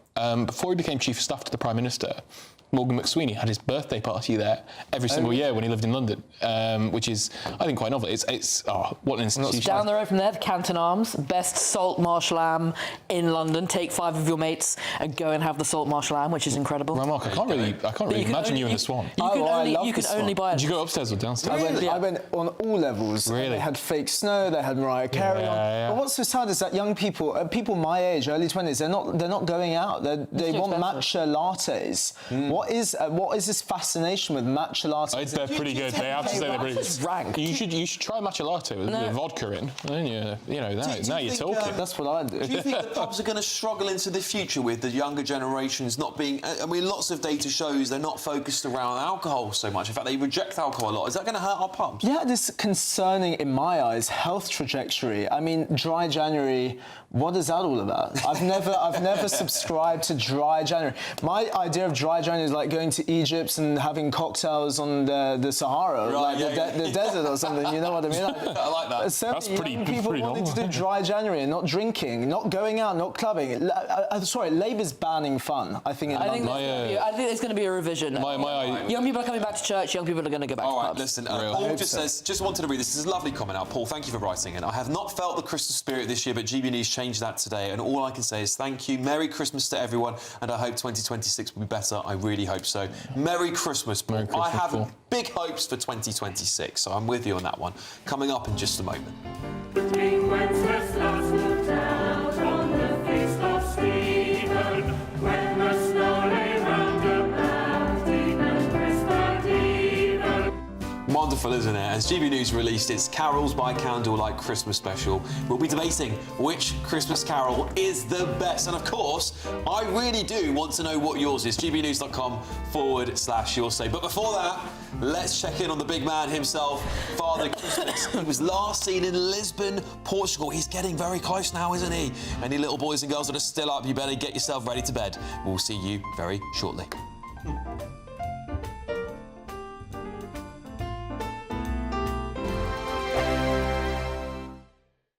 Hello, happy Christmas Eve, and welcome to your latest weather update from the Met Office here on GB News. The weather for Christmas Day, similar to Christmas Eve. Dry for the vast majority, bit of sunshine here and there, and a cold wind blowing. Here's the reason why. High pressure sitting in the North Sea. It's not going to give us a white Christmas, but it will continue to provide strong winds across the south. Been pretty chilly if you've been out today, and that wind will continue to bring in a fair bit of cloud over northern England, Wales and southeast Scotland overnight. Some clearer skies in the far northwest, and lighter winds here means it will turn cold with a frost, and there could also again be some fog patches to contend with. So some freezing fog for Christmas Day morning across the far north of Scotland. But if you don't get the fog, at least you should have some good spells of sunshine across the north and the west of Scotland for the morning. The eastern side of Scotland, northeastern parts of England, likely to be predominantly overcast, quite a bit of cloud here. To the west of the Pennines, some breaks in the cloud, mixture of cloud and sunny spells for Northern Ireland and North Wales. Much of South Wales, the Midlands and southern England will have a sunny start to the big day, but that wind is still going to be there. It's going to make it feel cold if you're going for a Christmas Day dip or indeed your Christmas Day walk. Yes, it may look nice with plenty of sunshine, but it will feel cold. We'll see some sunny spells developing in most areas. Chance of 1 or 2 showers over the Channel Islands in the morning, and perhaps into the far south of Cornwall, but otherwise dry. 5, 6, maybe 7 degrees Celsius, but I can't emphasise enough, that wind will make it feel quite a bit colder than that in the south. That wind is still with us as we go through Boxing Day, perhaps not quite as strong, but still providing a chill on the beaches especially. Perhaps a bit more cloud across the south on Boxing Day, but again, for many places, should be dry. We should see plenty of sunshine. Temperatures about average or a touch below, and again, feeling colder with that wind in the south. You want to know what's really going on in the corridors of power? Labour don't know what to do with you half the time, and that makes you quite lethal in the chamber. Get behind the headlines with Chopper's political podcast. Join me, Christopher Hope, as I sit down with the great and the good of British politics. We'll see where this ruling takes us. These are the stories shaping our nation. Chopper's political podcast, available now on all platforms. Listen in and stay ahead. Decisions made in Washington aren't just shaping America, they're shaping Britain too. From migration to global security, from crime to health. Whatever happens in the White House today will be felt in your town or city tomorrow. That's why The Late Show is live from Washington, D.C. Cutting through the politics to show you what it all means for Britain. The Late Show live every night at midnight. Only on GB News, Britain's news channel.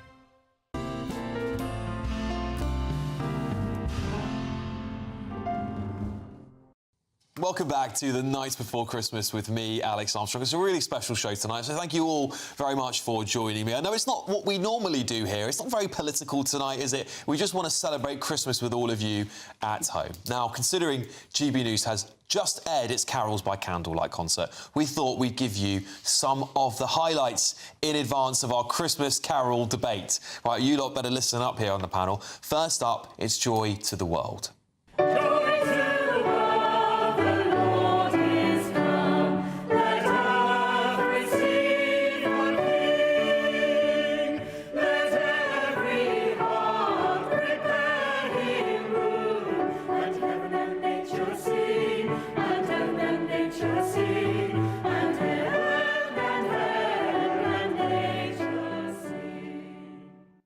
All right, no. Next up, it's a Good King Wenceslas. Good King Wenceslas looked out on the feast of Stephen, when the snow lay round about, deep and crisp and even. Brightly shone the moon that night, though the frost was cruel, when a poor man came in sight, gathering winter fuel. And finally, here's O Little Town of Bethlehem.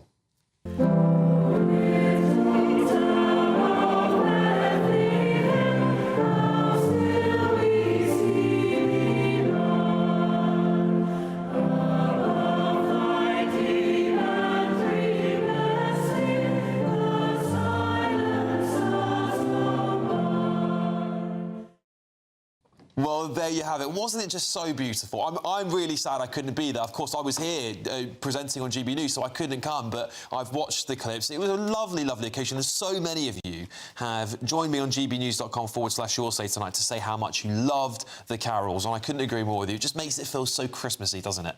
But now to debate the greatest Christmas carols of all time. I'm joined now by, of course, my fantastic panel, Ryan Mark Parsons, Lauren McEvitt and Andy Twelves. Now listen, one of these lot here is a specialist in this subject. Have you any guesses who it is? 'Cause it's definitely not Andy Twelves, is it? It is you, Lauren McEvitt, isn't it? I'm a choir girl. It doesn't make me a specialist. It makes me really, really keen. Really keen. So what, of those three, which one's your favourite and then which one is your personal? So I like O Little Town of Bethlehem because the descant is really great. But my favourite carol is O Come All Ye Faithful, Adeste Fidelis in the Latin. And it's because in the 7th verse, which you really only sing on Christmas Day, which starts, Yea, Lord, we greet thee born this happy morning. There's a fabulous David Wilcox arrangement of a descant, which has a fairly dramatic B diminishing 7th chord type thing, which creates this massive clash that then resolves itself into peace in the final line. And it starts with Word of the Father is this sort of dramatic clash in the descant, and then it goes down into a peaceful ending, which is nice because it's Christ coming into the world with peace.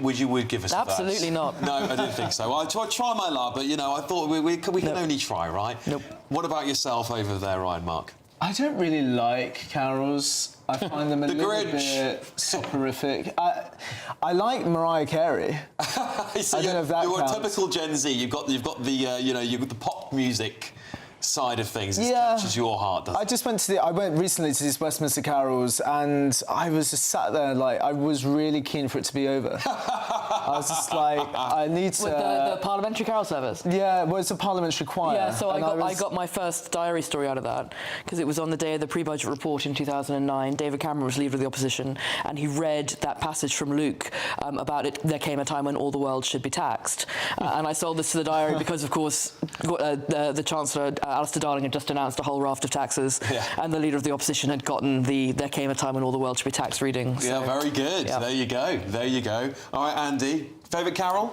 The Wexford Carol, the Enniscorthy Carol. It's like an Irish traditional carol.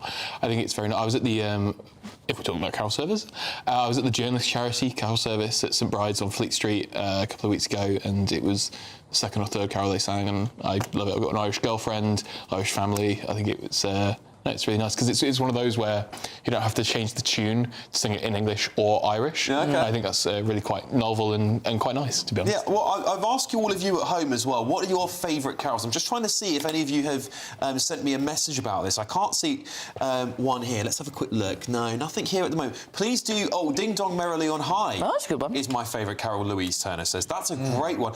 Again, I like the upbeat carols. I like things that make me feel cheery. I always think Christmas should be about cheery, not too much depression, not too much misery. I like Oh Little Bethlehem. I love that. Oh, Little Town of Bethlehem. Sarah Pochin MP's favourite carol, White Christmas. Yeah, that's not a carol, is it? Is it not a carol? Oh my bad. I don't believe it. I think it's a classic. What a brilliant Not song much it about is, the by birth way. of Jesus. No, not quite. Not quite. Really? Not much black or brown on the television either. Oh, wow. You know, alas. White Christmas. It's a great song. That was good, Fantastic mate. That was good. And you can hear that rendition from Elvis Presley tomorrow on Lee Anderson's Christmas special. I'm only here for 15 Let's hear more. Yeah, no, let's not. Second verse. I'll only do it if Lauren does a carol, and she's refusing, so I refuse to. Well, listen, I love carols, and if you enjoyed them, of course, you can get all these carols online. You can get them and catch up as well if you've missed them at any point in the show over the last 24 hours. Well, coming up in just a moment, we'll dive into some of the festive, light-hearted stories that you might have missed, and finally, you're going to find out what happened next.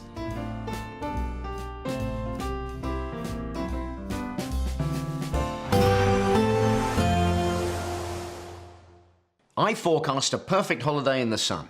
Weather looking good then? For sure, and no worries about our travel insurance. All Clear Travel Insurance sponsors GB News Travel Destinations Forecast.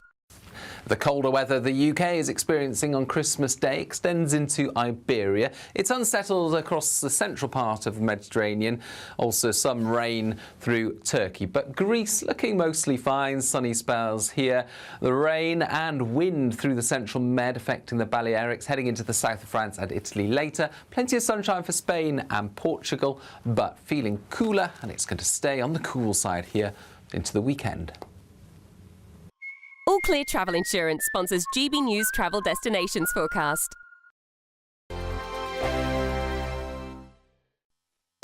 You want to know what's really going on in the corridors of power? Labour don't know what to do with you half the time, and that makes you quite lethal in the chamber. Get behind the headlines with Chopper's political podcast. Join me, Christopher Hope, as I sit down with the great and the good of British politics. We'll see where this ruling takes us. These are the stories shaping our nation. Chopper's political podcast, available now on all platforms. Listen in and stay ahead. Decisions made in Washington aren't just shaping America, they're shaping Britain too. From migration to global security, from crime to health. Whatever happens in the White House today will be felt in your town or city tomorrow. That's why The Late Show is live from Washington, D.C. Cutting through the politics to show you what it all means for Britain. The Late Show live every night at midnight. Only on GB News, Britain's news channel. Westminster, the ultimate clique. And you're fighting like rats in a sack. But here on the Camilla Tominey Show, we ask the questions the establishment media is too scared to ask. OK, let me ask you a straight question, because I know you're a straight-talking politician. Whether it's net zero, illegal immigration or law and order, nothing is off limits. You had the power then. Yeah, as I and say, now you've lost it. That's the Camilla Tominey Show, a politics show that's fearless. But no, let me finish my question if you don't mind, because it is my show. Sundays at 9:30, only on GB News, the People's Channel, Britain's news channel.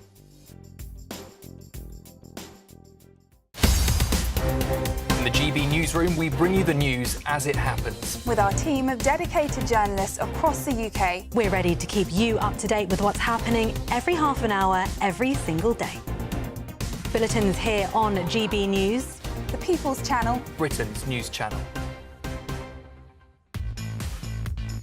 5 hosts, 5 opinions, 5 fearless debates, 5 unfiltered takes on the day's news. 5 reasons not to be anywhere else on Saturday night.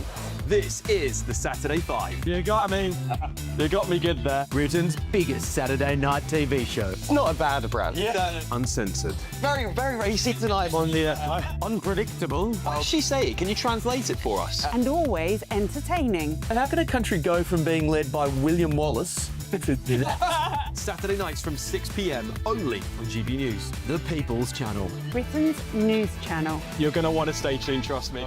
Britain deserves a newsroom that puts the facts and your voice first. Well, and that's what you get on GB News. Lively debates, lively conversation. And we're not afraid to hold power to account. And each other. So join me, Andrew Pierce. And me, Miriam Cates, for Britain's Newsroom, weekdays from 9:30 on GB News.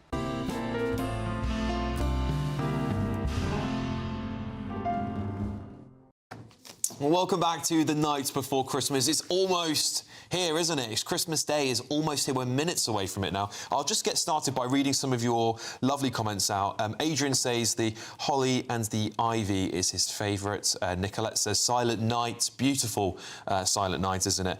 Militia says congrats on programming today. The shows were truly wonderful, especially the Mass with the Christmas carols. It was beautiful and very moving. I'm in Miami and I feel very grateful to have the opportunity to watch and enjoy this special broadcast all the way from here. Isn't that beautiful? Thank you so much for joining us, Militia. I've got some more here on your say. John says, when I was a kid, Alex, we used to go all around Putney. It was good pocket money and we used to have to know a lot of Christmas carol songs, as once you sung We Wish You a Merry Christmas, people would have you got any more, they would ask. So we would sing Silent Night, Jingle Bells and We Three Kings of Oriental. Wonderful stuff, John. I love that. Penny says, when my son was a young soldier serving in Germany, driving home for Christmas, of course, famous song, was always played in and made his way into the little blue Corsa across the continent to come home on Christmas leave. It will be forever in my heart. Rest in peace, Chris Rea. Oh, wow, wonderful. This is it's just such a lovely time of year. Thank you for all the comments you've had coming in tonight.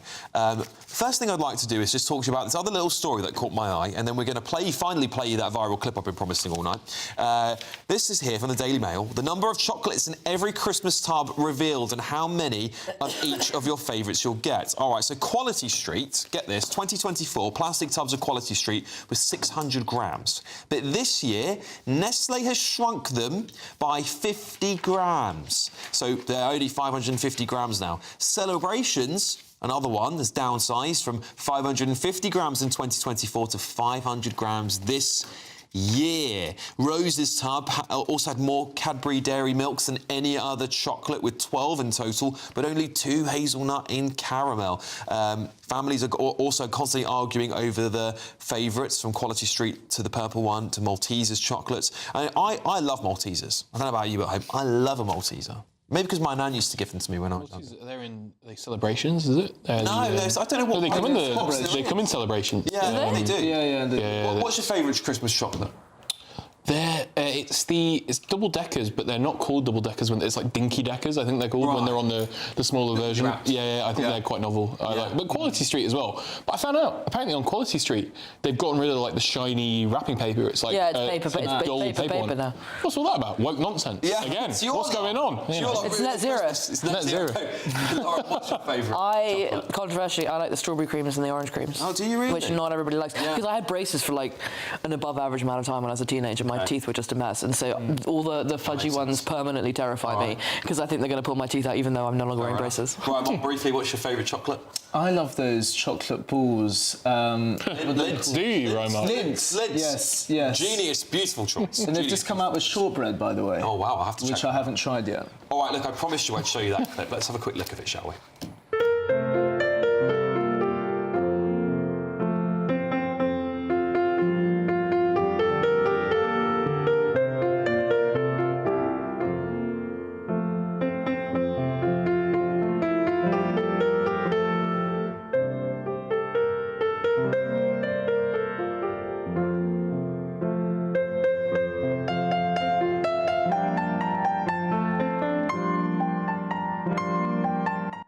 My director's driving home tonight. I know she's had a couple of glasses of wine. I hope that's not her, otherwise we'll be playing that clip tomorrow night, I'll tell you that for sure. Listen, thank you all very much. Thank you, panel, for joining me. Thank you, all of you at home. I will be back here tomorrow for Christmas and Christmas Day at 3 o'clock, and before that, we've got the night before Christmas. The joy to the world from everyone here at GB News. Have a Merry Christmas.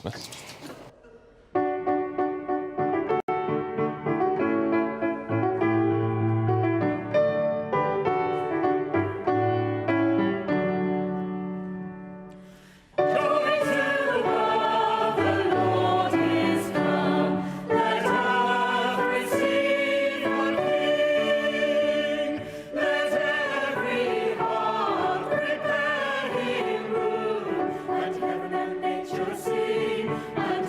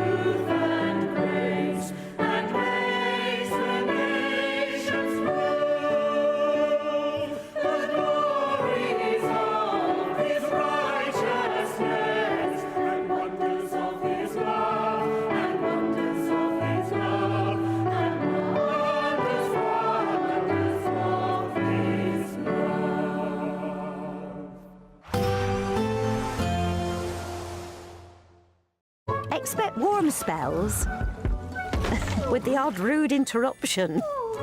Boxed Boilers sponsors the weather on GB News. Hello, happy Christmas Eve and welcome to your latest weather update from the Met Office here on GB News.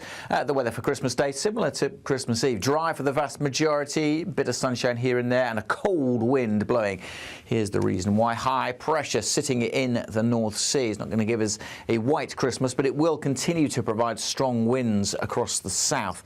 Been pretty chilly if you've been out today, and that wind will continue to bring in a fair bit of cloud over northern England, Wales and southeast Scotland overnight. Some clearer skies in the far northwest, and lighter winds here means it will turn cold with a frost, and there could also again be some fog patches to contend with. So some freezing fog for Christmas Day morning across the far north of Scotland. But if you don't get the fog, at least you should have some good spells of sunshine across the north and the west of Scotland for the morning.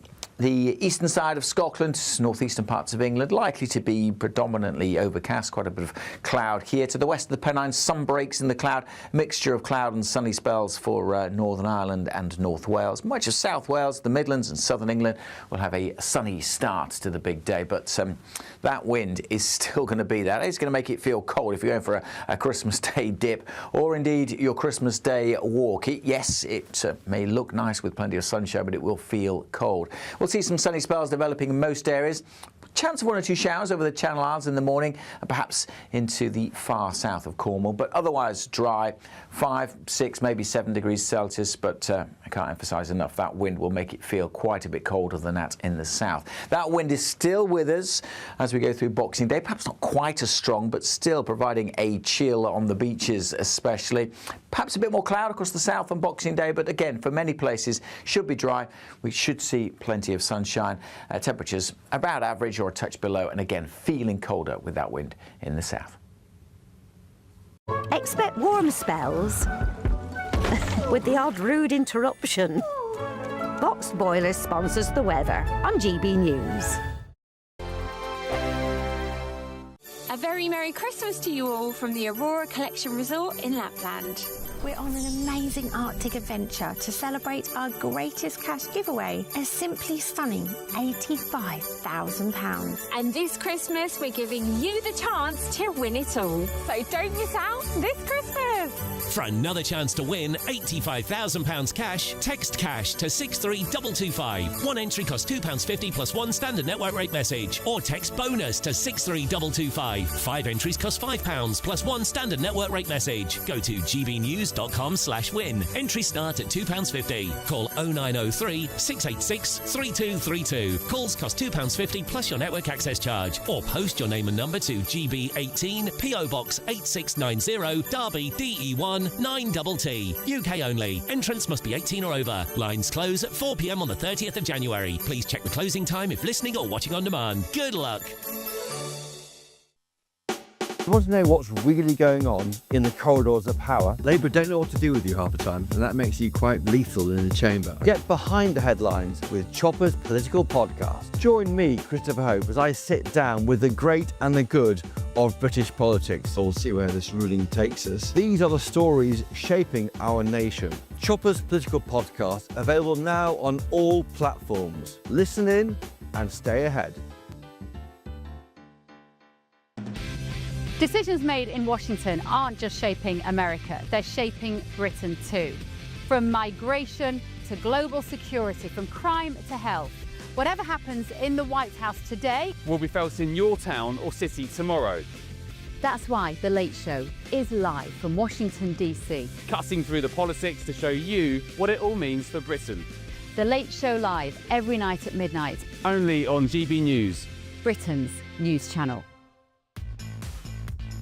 5 hosts, 5 opinions, 5 fearless debates, 5 unfiltered takes on the day's news. 5 reasons not to be anywhere else on Saturday night. This is the Saturday 5. You got me good there. Britain's